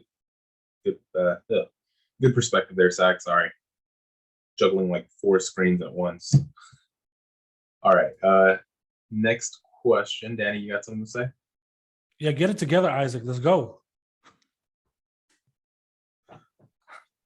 Seeing this guy? You hearing this? All right. We do have another question. So it was mentioned that supplementary resources to further education are super helpful. What are some of your favorite ones? Like sites like Free Code Camp, books, etc. I think I already know one answer that I'm going to throw, 2 things that I'm going to throw out there personally. Number 1, don't ever pay $200 or $300 for a course on Udemy. Number 2, don't ever take a boot camp where they're like, hey, you know what? We're just going to take 20% off of your paychecks for the next X amount of years. Those are traps. Trust me. And I'm going to let Danny speak because I think he's already warmed up and he's already ready to tee. So go for it. Honestly, there's so many resources, and I think people put too much weight into where they're getting information from. You should vet your information 100%, but understand, for me, I'm a very big fan of like project-based learning. And to be honest with you, I was stuck as a developer for a long time because I didn't pivot to project-based learning. So essentially what I do when I try to learn something or build something, I literally just start building something. And when something doesn't respond in the way that I wanted to, I research that path. And I learn so much more having a reason to research something than I do just following a course and following a video. The real, and I can't state how valuable this is. When you follow like a video course, for example, they've already figured out the errors. They figured out the syntax errors. They figured out the code errors. They figured all those errors out for you. So you're driving down a very smooth path to a predetermined location that they want you to be at. Real development doesn't follow that. It's a great thing to learn off of, learn a concept, build a foundation, something, but there needs to be a point where you build something on your own. And it could be a small project, it could be a big project, but facing those errors and learning how to address those errors will actually make you a much better developer and significantly smarter into how things connect. So one thing that I often tell people, if you're building a project, let's say you're following a tutorial that teaches you how to make a dog app, make one for cats. Maybe it's a car reservation system, make one for houses. The basic structure stays the same so you feel safe. But you're going to have to figure out how to add additional properties, additional features for these things to go out. You will learn so much doing that. And you can use those resources from Udemy. You can use YouTube. I'm a very big fan of utilizing the documentation because guess what? The people that make the language make documentation that supports it. JavaScript, Python, Java, they all have great documentation that you can go through. The other resource that I'll tell you is, and this is a big point, no employer in the history of the world has ever hired somebody because of a certification. They've hired you for what you've learned during that certification phase. So please, like echoing what Isaac said, don't spend several $100s for a certification because that's how a lot of these companies try to monopolize these things. You don't need to do that. There's only a handful of certs at best that actually hold their weight in this industry. For the vast majority of certifications that you're going to be approached with, you don't need that. For Java, there's also a great course by the University of Helsinki. I believe the link for that is mooc.fi/en for English. And it is a completely free course that you can take. It's literally from the college themselves. There is the CS50 program. I don't believe they use Java in that though. It's like C, and from C they go to JavaScript, but that's also a great program from Harvard. There's the MIT course as well from MIT. There's so many resources out there. Vet the resource, see if it applies to you and utilize it. But like I literally use blog posts. Like I'll go, some random person wrote a blog post. I see if the code is worth anything. If it is, I start utilizing it and try to make whatever it is that I'm stuck on pass by. So don't necessarily worry too much about where the resource is coming from. Just make sure that it's worth your time to spend on it to actually learn from.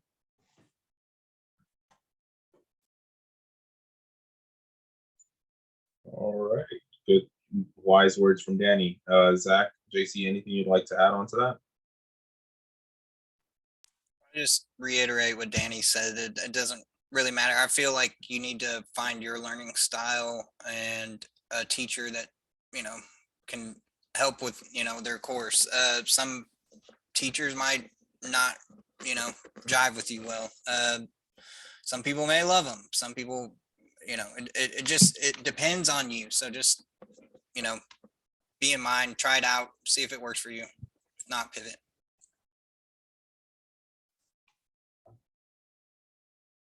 All right, go ahead, You know, JC. for me, I don't have any one resource. I'm a firm believer then that you don't have to pay for tech. You shouldn't have to pay to learn.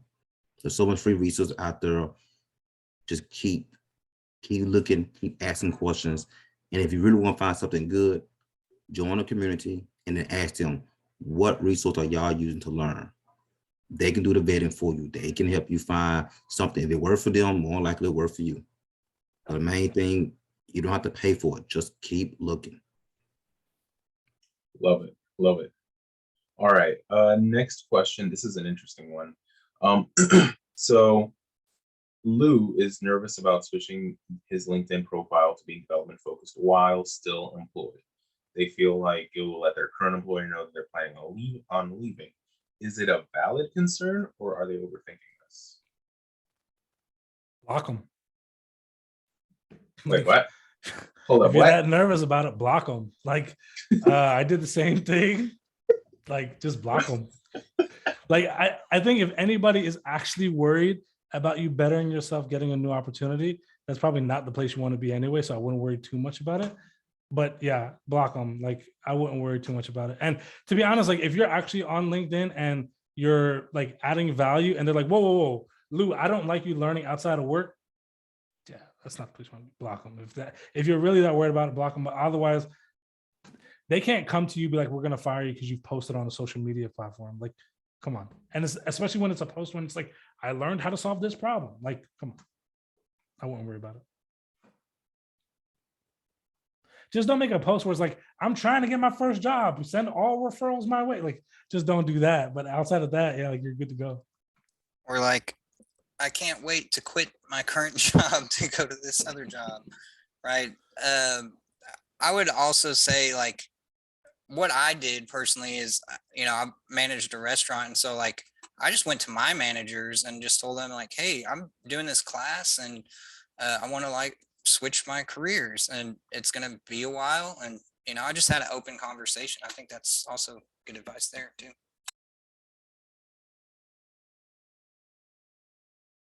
But when it fails, block them. Why tempt it, right? All right. JC, you got anything for us? Any nuggets of wisdom there?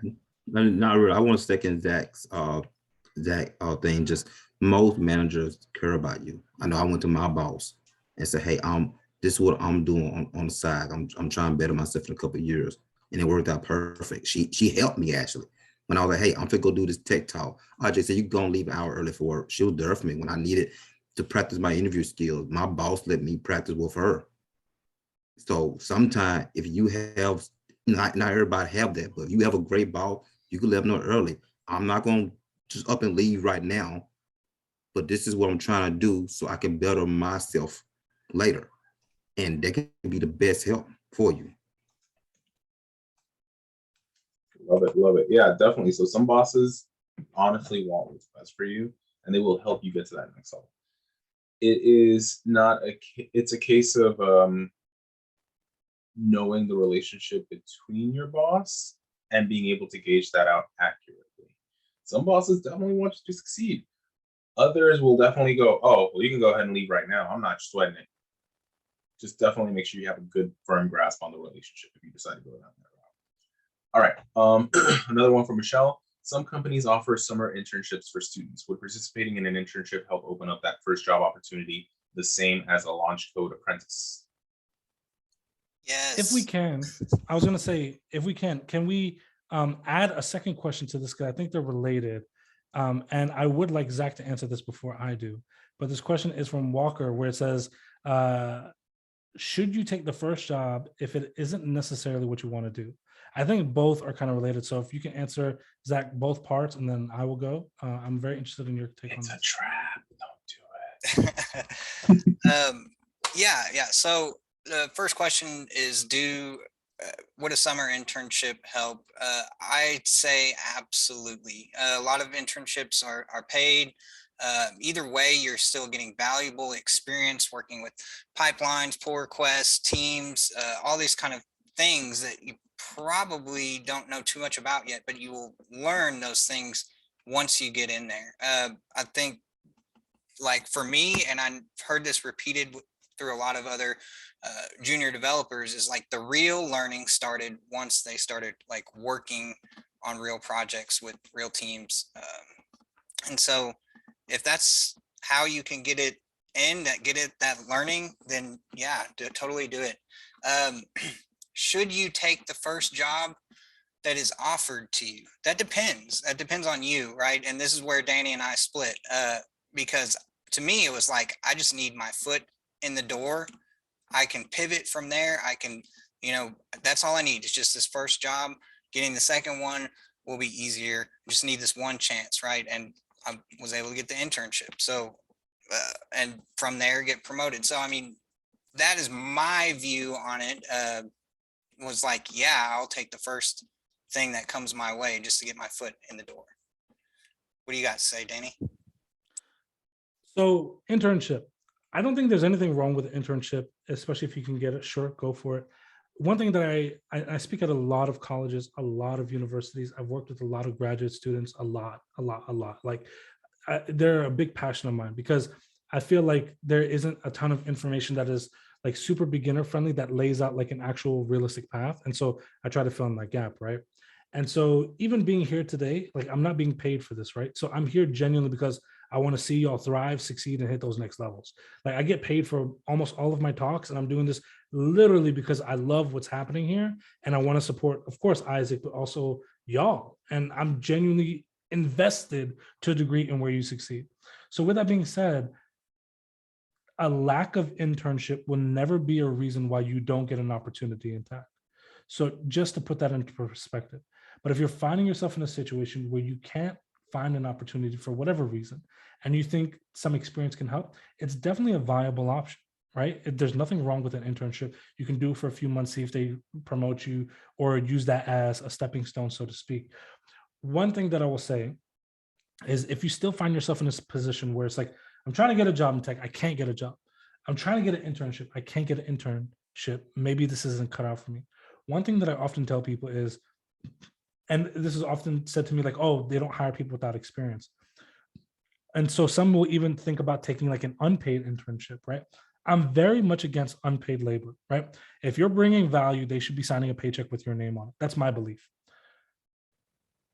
If you're going to do unpaid labor, if you're in a position where it's like, you know what?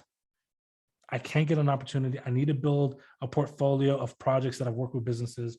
One great way to do it, honestly, volunteer it.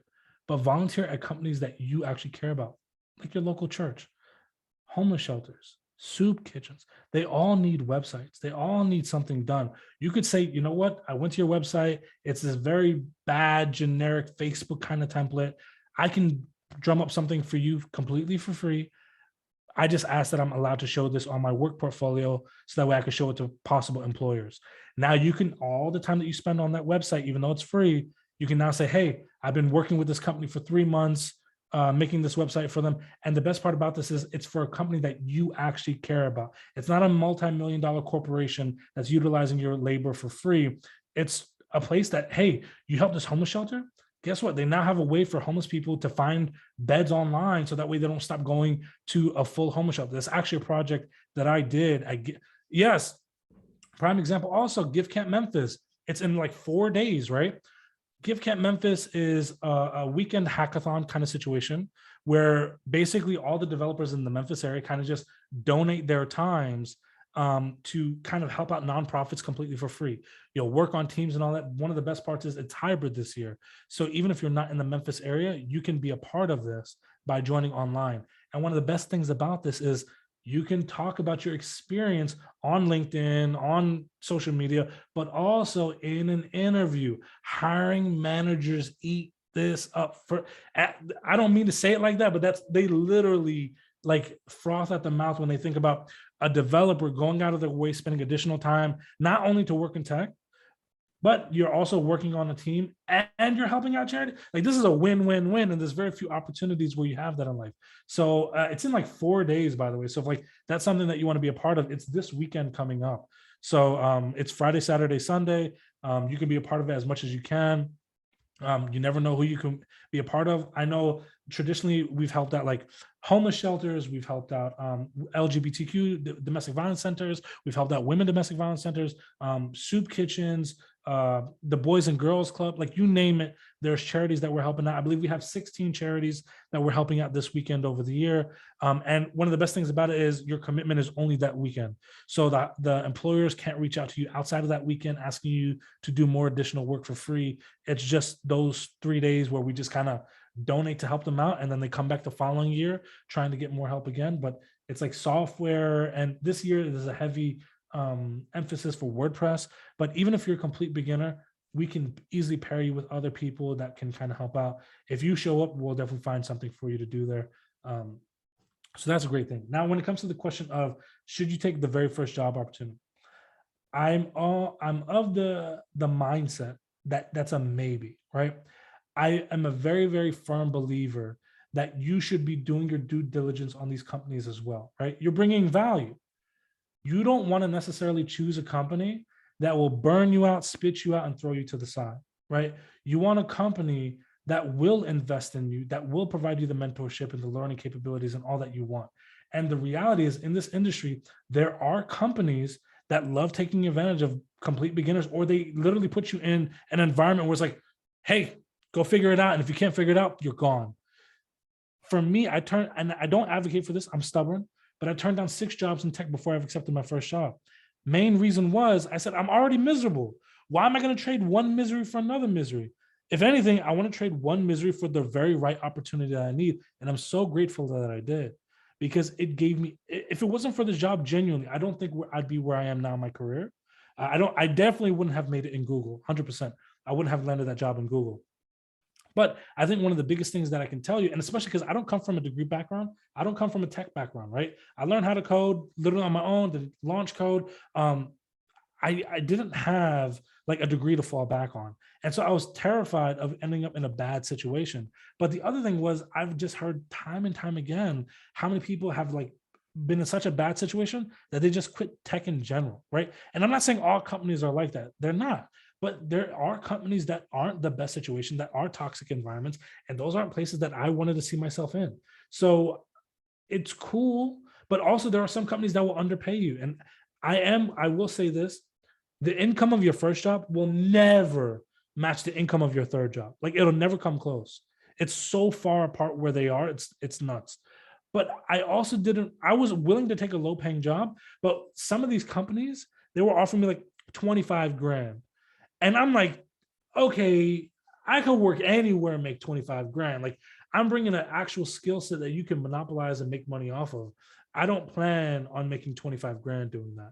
So I think, for a lot of them, they know juniors, like they're trying to get an opportunity. So they're really like taking advantage of your lack of experience. But for me, there's no reason why I would ever take an opportunity like that. So for me, I'm of this mindset of as long as it's matching what you want, go for it. Otherwise, I would say make sure you're interviewing them back. I'm a firm believer in asking questions in an interview. It makes a big, big difference. And oftentimes people don't do that. And it kind of leaves the hiring manager in a position where they're like, I don't really know if this person's really invested or they're really interested in working for us if they have no questions at all. So make sure you're asking questions as well. Some of my favorite questions to ask is, why is this position even open? Like, why is it open? Did you expand? Did you fire somebody? Did somebody quit? Like, what's the deal here? And oftentimes based on their answer to that, it tells me a lot about them. But the other question that I always ask, and this is like my $1 million question, so write this down if you haven't done this already. What does success look like for you in this position within the next 6 months? The reason why I ask that is now I know what they see as someone being successful in this position is. So I now can say, okay, maybe my goals were in X territory. Now they should be in Y territory because I now know what they're expecting. And now it lets me to say, okay, I can focus my effort here, make sure I hit the ground running and hit every single metric that they're looking for. So when review time comes up, I can say, This is what you told me you were looking for. This is what I hit. This is all the messages that I got from people saying, oh man, Jordan killed it here. Michelle, they killed it there. And now I'm getting the promotion, I'm getting the raise, I'm getting all those metrics. So that's what I kind of go, and that's like my game plan question that I always ask in the interview. There's a bunch of other questions, but like that one by itself will tell you, number one, a lot, but number two, it'll always also kind of get you in like a realistic playing field. Hopefully that helps. It does, man. Honestly, amazing insights. JC, anything you'd like to add on to that? That's a tough act to follow. Very tough act to follow. I'm gonna try to keep it a little bit short. I think I got the mind frame of I needed a change. So we talk about should somebody take an internship or a first job that they don't really like. My own advice is sort of a saying I heard a while back. Do what you can do until you can do what you want to do. Every experience is valid. If it's something, and everything is something you can talk about in an interview. You accepted a job that you're not crazy about. Okay, you will learn something there, and you could talk about it in the next interview. Life isn't fair. It's the truth. It's not fair. And sometimes you have to work and do things that you don't really want to do now, so you can do the things you want to do later. So I think I got the opposite of maybe Zach and Danny. Just sometimes you gotta make a change, and sometimes you gotta tough it out.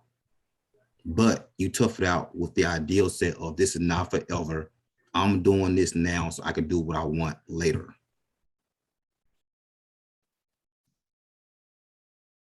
And I really like that contrast between JC and Danny's answer, because not everyone is going to have the same situation.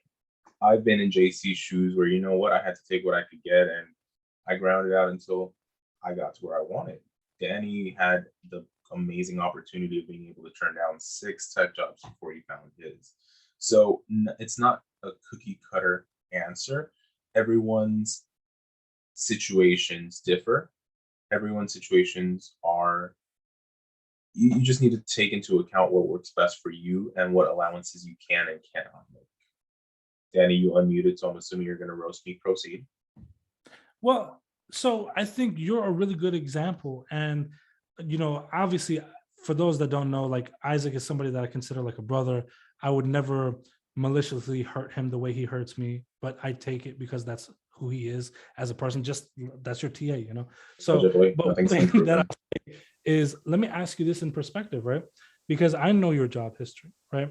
And there was one company that you were at that was a miserable experience, and you couldn't wait to get out of there. And you didn't stay there long, and you left for another opportunity, right?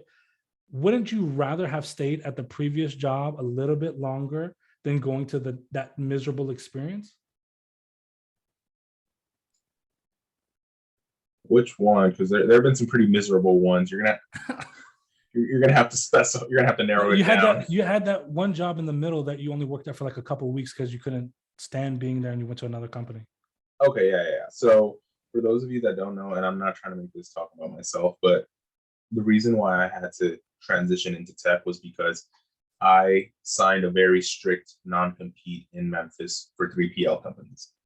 The company that I was working with shut down where I was, and they wanted to relocate me to the middle of Nebraska nowhere. And I was like, no, I'm not moving. So they said, oh, well, you're gone. Your non-compete's in effect. And if you try to fight us on this, we're taking you to court. So I was like, oh, great. Don't have a choice. So the coal was lit under my feet to the point where I was like, oh, crap, you know what? Got to do what, to JC's point, I just had to take what I could get and grind it and work with it until the point where I was, you know what? I'm fine with where I am. And you know what? I'm glad. Shortly after I got hired, the pandemic hit, and they decided we're going to slash the very last person on each department to help cut costs. Guess who was on the chopping block again? In between that time, I managed to get hired on as a database administrator, which I know a lot of people are saying SQL doesn't pass the vibe check, but that's literally what you're paid to do, which is an amazing feeling. Company was great, but I had to ask myself, you know what? This is a very small subset of tech, and it's not necessarily where I want to be. I can't see myself growing here long term. and I'm not happy here. I'm not following anything that's going to definitely help me level up. Do I want to be here? And that was the position that I ended up leaving to go back to my previous job, the one development job that I had where I was essentially doing everything. And I can honestly tell you that that was the right move for me, because I got enough experience to the point where when I finally did change jobs to something that was instantly, 100% better, my entire lifestyle changed. And it was honestly eye-opening when I saw that drastic change. Danny helped me through a lot of that, because I don't know, like, I come from a background where my family was never a, hey, try to negotiate this salary, or hey, try to do this. It's always been, you take what you can get, you keep your head down, and you shut up. So definitely a huge change. But to your point, yes, there are opportunities where you can grow, and then there are interim opportunities. So it's a weird mix of both, I guess, would be my point on that one. Yep. All right, we have one more question. Well, I think one more question. I don't know, I'm seeing 5 more messages here, but we're almost done with the Q&A section because I'm not holding y'all too much tonight. So this one, I think, is honestly fairly interesting because I have seen this become a trend in tech.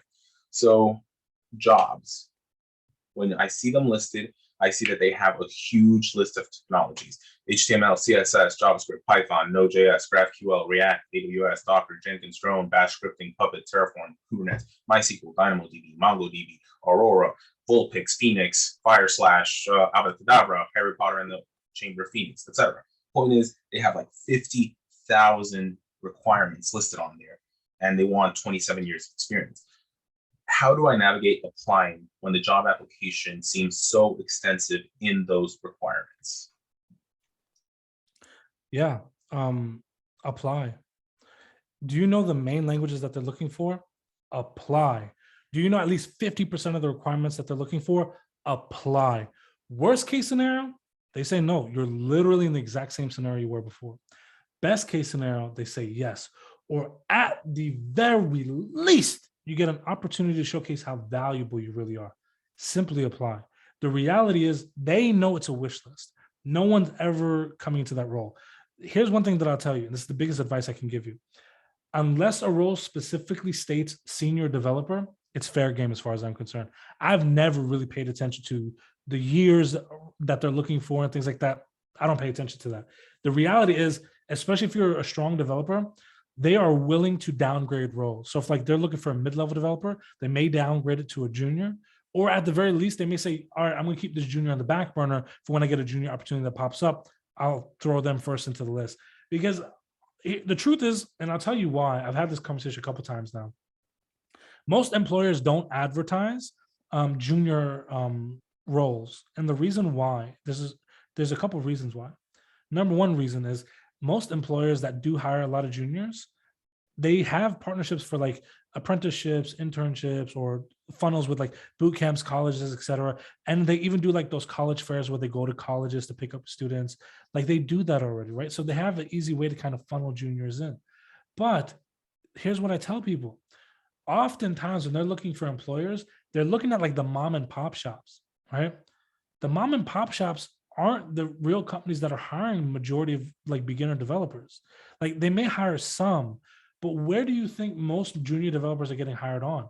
Enterprise level companies. They have the money and infrastructure set in place to bring you in, train you, and scale you up. It's not Jimmy's insurance company down the street. And there's nothing wrong with Jimmy's insurance company down the street. It's just where you need to focus a lot of your effort in. So those companies, those enterprise level companies, most of their job ads are honestly on their company websites. But the other thing is they're internal as well. They know other developers know other developers. So they often tell the team, like the people in their company, hey, we're looking to hire a couple of juniors. They already know if they post that on Indeed.com, they're getting 1,000 applicants. This is why, in particular, networking is probably one of the most important activities you will do.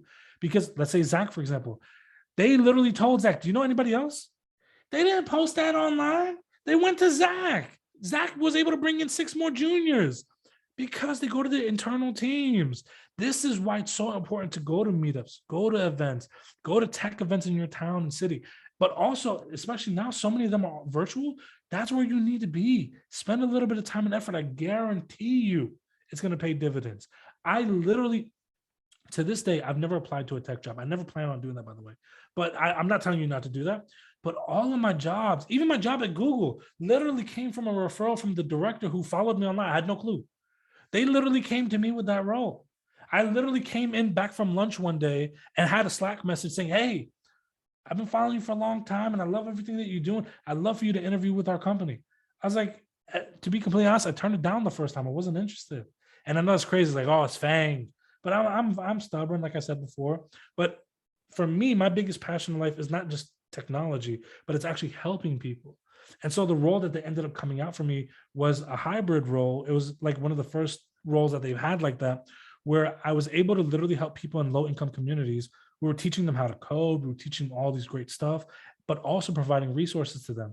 That, to me, married my passion of tech and my passion of community building. And they created that for me. And I was like, that's fantastic. I was going for it. Worked with them for a while. It was fantastic. And now I'm back working with a company called Front Door, and I'm doing everything that I love and on an amazing team. And I think the biggest thing that I can tell you from both of those companies, they don't necessarily advertise, even Google, they don't put like huge job ads for junior devs. They have programs, they have like, you can go to their career website and find a lot of those, but they never spend the money advertising those, or their corporate recruiters are never the ones looking for people like that. It's always the ones that are taking the effort to actually find that role exists. So network.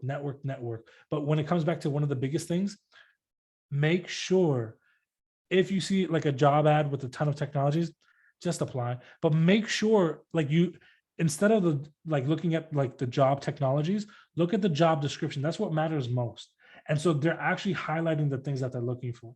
Someone proficient in Python that, I'm literally making something up at the top of my head. Someone proficient in Python that understands Django and Flash technologies. Now, if your resume is representative of their job description, now you're popping up high in the search results. You're the one that's getting a phone call, not the person that knows 55 different technologies. And to be completely honest with you, if you ever match a job description 100%, I guarantee you that job is not paying you what you want it to pay anyway. There's no way somebody matches an entire job description and actually gets paid for it. It's like a crazy wish list. But even my first job in tech, like my first job was actually like a mid-level role that they downgraded. I was the first person my company even ever hired that came from a non-degree background. I was one of the first juniors that we ever hired. And based off of that experience, they ended up bringing more in, thankfully. I was the first non-degree holder, and it was fantastic. So just make sure like whatever opportunity you get, you thrive there so more people can come behind you. I won't come behind Danny on that. Just to, for my job, I got somebody recommended me. So as he said, network is important. Number two, the hiring manager came to me and said, hey, JC, how you doing? My name's so-and-so. Here's the job description. And it was written in a way that I'm like, okay, this is a little janky. It was so specific to what I could do. I said, cool, I went to interview, I did a good job. I got the job. Later on, I was sort of having that imposter syndrome, and I was like, okay, how did I get the job? I didn't see nobody else in my role. So I went looking and I found the role. I found a job description on a job board. And it looked nothing like what he sent me. It had all these technologies. If he had interviewed me based on or accepted my resume based on that job description, I would not pass muster. It asked for all this stuff. But I was just blessed enough to have a hiring manager say, okay, we asked for 20 things. I just need a front-end developer. He stripped out all the unnecessary stuff. And when he stripped all that out, I could do the job. And I've been there a year, so I'm assuming I've done the job well. So like Danny said, they're gonna ask for 100 things, and they don't really want that. Send your resume in. You let them tell you no. You let them tell you that you didn't fill out all the necessary bullet points. But 9 times out of 10, you have a good resume, you send it in, they'll say, okay, we asked these 20, his resume good. He had the 5 I really want. He had the experience that showed he can do the job. He or she can do the job. Let's bring him in for an interview. And then when you get in an interview, you rock it. That's how you handle that long jobless situation. They ask for a lot, they don't really care. At some point, some hiring manager said, we need somebody who can do the job. We need to go down a little bit. And one thing that I even say on that, like JC kind of reminded me of something really important. Hiring manager, like most recruiters have never written a line of code a day in their life. Like that's not their skill set. Their skill set is what I call bus drivers. They're literally picking up passengers and driving them to a possible position to fill roles. Their skill set is in reaching out to people. They're not technical individuals. So with them driving all this traffic, they don't know the difference between React and Angular. They don't know the difference between Java and C# or SQL and MongoDB. They don't know any of that. They're just given a job description and they're looking at popular technologies that could possibly fill it, and they're throwing it in there. Your first interview, every single company you ever interview at, especially technical ones, your first interview is strictly behavioral. They're just gauging, do you have soft skills? Can you handle yourself in conversation? Are you someone that we would even have an interest in kind of having a conversation with? Your second interview is where they start digging into technical abilities, because there you're going to interview either with a developer, a hiring manager, or your direct manager who you'd be reporting to. Like that's where all that starts playing into. The first one, they're just screening you to be like, is this person, worth our time? Is this person really someone that we can have on the team? And should I recommend this person to the next stage? They don't know the first thing about tech, and they never will. Like it's not their skill set. So that's another reason why you kind of see these crazy job descriptions. They don't know any better. And so unless they have like a hiring manager vetting that job description, like one company that I'll tell you that has like some pretty decent job descriptions because they've been actively working on this. I was actually in the talks to go work with them before I accepted a different position, was Eventbrite. And they take some juniors too. But one thing that I'll tell you about them is, like, if you see their job description, it's made by the actual hiring manager. So it's very realistic compared to someone in HR making it, right? So just kind of think about that in the grand scheme. Most companies don't do that. And so I would just tell you and reiterate again, just apply and see what happens. Worst case scenario, they'll be like, you know what? You're not a good fit. On to the next one. One thing that I often tell people, please like really internalize this. There are 7 billion people on this planet. I just need one of them to fall in love with me and give me the opportunity that replicates what I can do. Simple as that. 10 people say no to you, 100 people say no to you. It's completely fine. It'll all be worth it once you get that first yes. I know it's difficult, and it is difficult. Programming is not easy. Landing a job in tech is not easy, but it is absolutely possible, and you'll be able to do it. Trust me on this. It may take one person a very short amount of time. It may take another person a longer period of time, but I guarantee you, here's one guarantee I can give you. One of my good friends, I actually work on the team with him right now. It took him 6 years to land his first job in tech. It took me a little less than a year. On our job titles, it doesn't say it took less than a year to become an engineer, it took 6 years to become an engineer. Software engineer.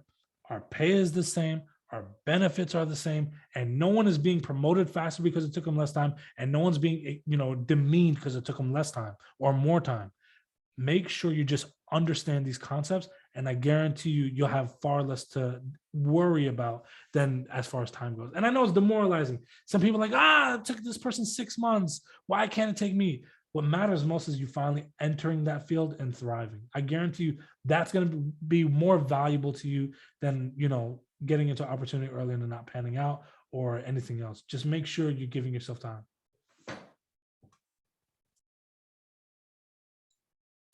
Love it. Love it. Love the information. And I think you guys already touched base on this, but just to kind of reiterate, I've met with HR people where they're not afraid to say, hey, you know what, when I get a rec that says, hey, I need this person, I just go online, look at what someone else posted, copy, paste it word for word, and add the extra stuff that my person is requesting, which kind of goes back to Danny, JC, and Zach's point of, they'll go through and they'll strip anything where it's like, I didn't ask for this, or this. And that job suddenly becomes just so much more doable. Don't be afraid to apply. All right, so let's go. I don't think we have any more questions. So before we wrap up here, does anyone have any questions, comments, or concerns? Speak now or forever hold your peace.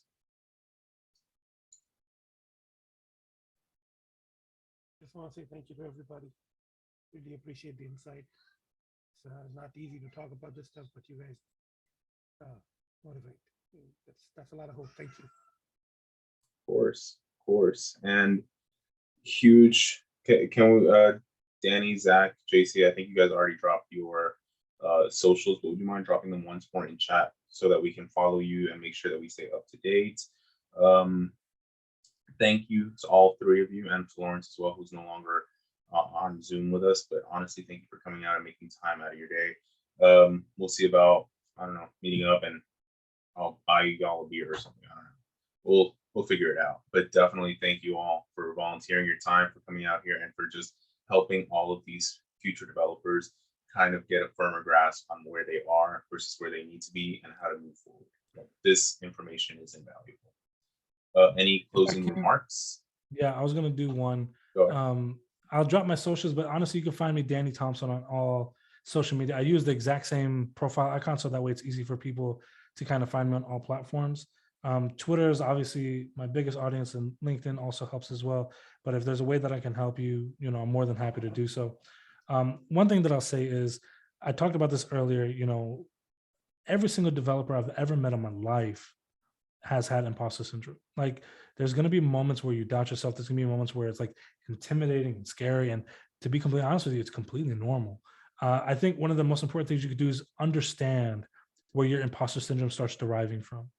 And that's going to be the beginning of where you can start controlling it. So for me, even now, code reviews produce like crazy imposter syndrome for me, like crazy imposter syndrome. Like, I freak out about it.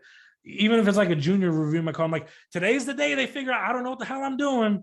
Today's the day. Like, I've kept it on the wraps for all these years, but today I get exposed. I don't know why. But once I know, like, I got a big code review coming up, I understand the craziness is coming. I've just basically become friends with imposter syndrome.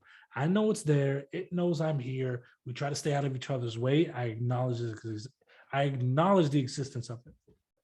But I'll tell you, when I was getting my first job in tech, like, I was freaking out, especially like being Popeyes, right? Like, and I would constantly psych myself out going to all these, like, I can't tell you, like, I took it in banter and even now, but like, it really messed with my head to where I was like, man, like, I'm starting at a position way further than a lot of people.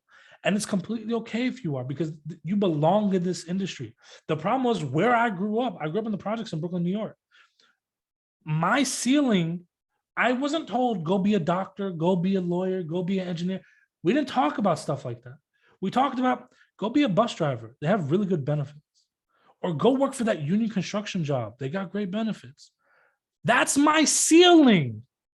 How do I get past that when that's what I've been told my whole life? What I can aspire to be is a construction worker at a nice construction company, or a bus driver at a great bus company. Like, that's my ceiling. It took, the easiest thing that I ever did in my life, genuinely, was become a software developer. The hardest thing was to allow myself to believe that I was allowed to be in this industry. I can't tell you, like, I literally lost so much sleep and so much stress because I said, I don't belong here. I literally psyched myself out so much that I started helping people get jobs in tech before I ever got my first job in tech. And it wasn't until somebody literally told me at a meetup one day, like, Danny, you're really great at helping other people, but you're really shitty at helping yourself. I was like, you're right. You're right. And I kept telling myself that I don't belong there. I would literally go to these interviews directly from work because I couldn't get time off. I was working 7 days a week. I'd go to the interview directly from work. I change in the bathroom from, the apron and the smock, and wipe all the flour off my arms because I was bread and chicken, and I got all this juice on me. And I'd walk into this interview and I know they smell me, and I know they smell chicken. And I'm like, what the hell am I doing here?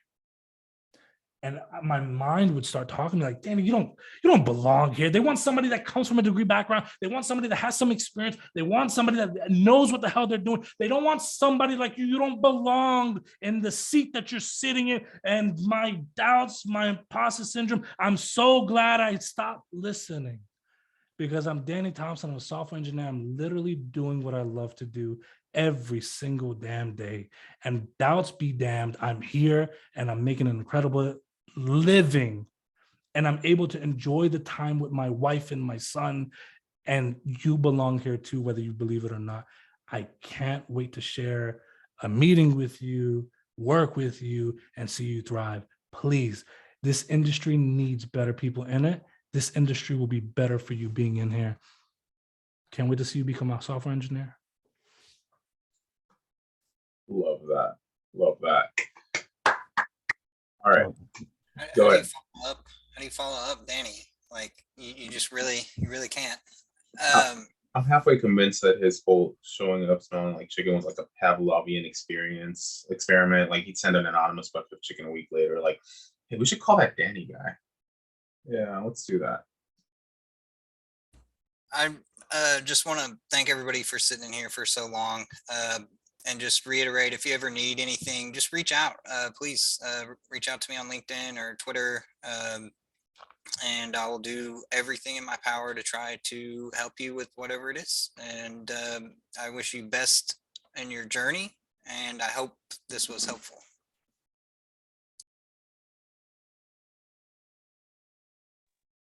I think I want to end it sort of similar to Danny. I just want to tell everybody before I leave, don't let adversity stop you from achieving your dreams. I'm just gonna give 2 quick examples. I've had a stuttering problem my entire life, so it's hard for me to talk to people. I've had interviews to where I could barely say my name. Just go in there and just and motivation is gone after that. But you can't let adversity stop you from doing your dreams. I got anxiety issue. I know I remember going to a job fair with Danny to the Allsack building. And I went there in my truck, my old car. And I don't know if you knew at that time, but air conditioning out. So for me driving from Mississippi to Memphis, by the time I got there, I'm drenched in sweat and my anxiety racks up. I get out the parking lot and I'm lost. I don't know where I'm at. And I see these young cats, they're looking good, they're clean cut, they pretty and whatnot. I know one of them, I just follow behind them to the job fair. And I'm thinking, man, they got these young cats here. How am I going to get a job versus them? I get there, there's a ton of, my anxiety racks up. I run to the bathroom and I'm just taking sweat out. I'm in the stall just shaking out miserable. I get out, Dan like, hey JC, he give me a hug and he don't say anything about the funk that's coming out of me. He don't say anything about the sweat. I took out my coat and now I got the just wet all down here. My anxiety is kicking in to the full. And I bummed the crap out of that job fair. I bummed it. But you can't let adversity stop you from achieving your dreams.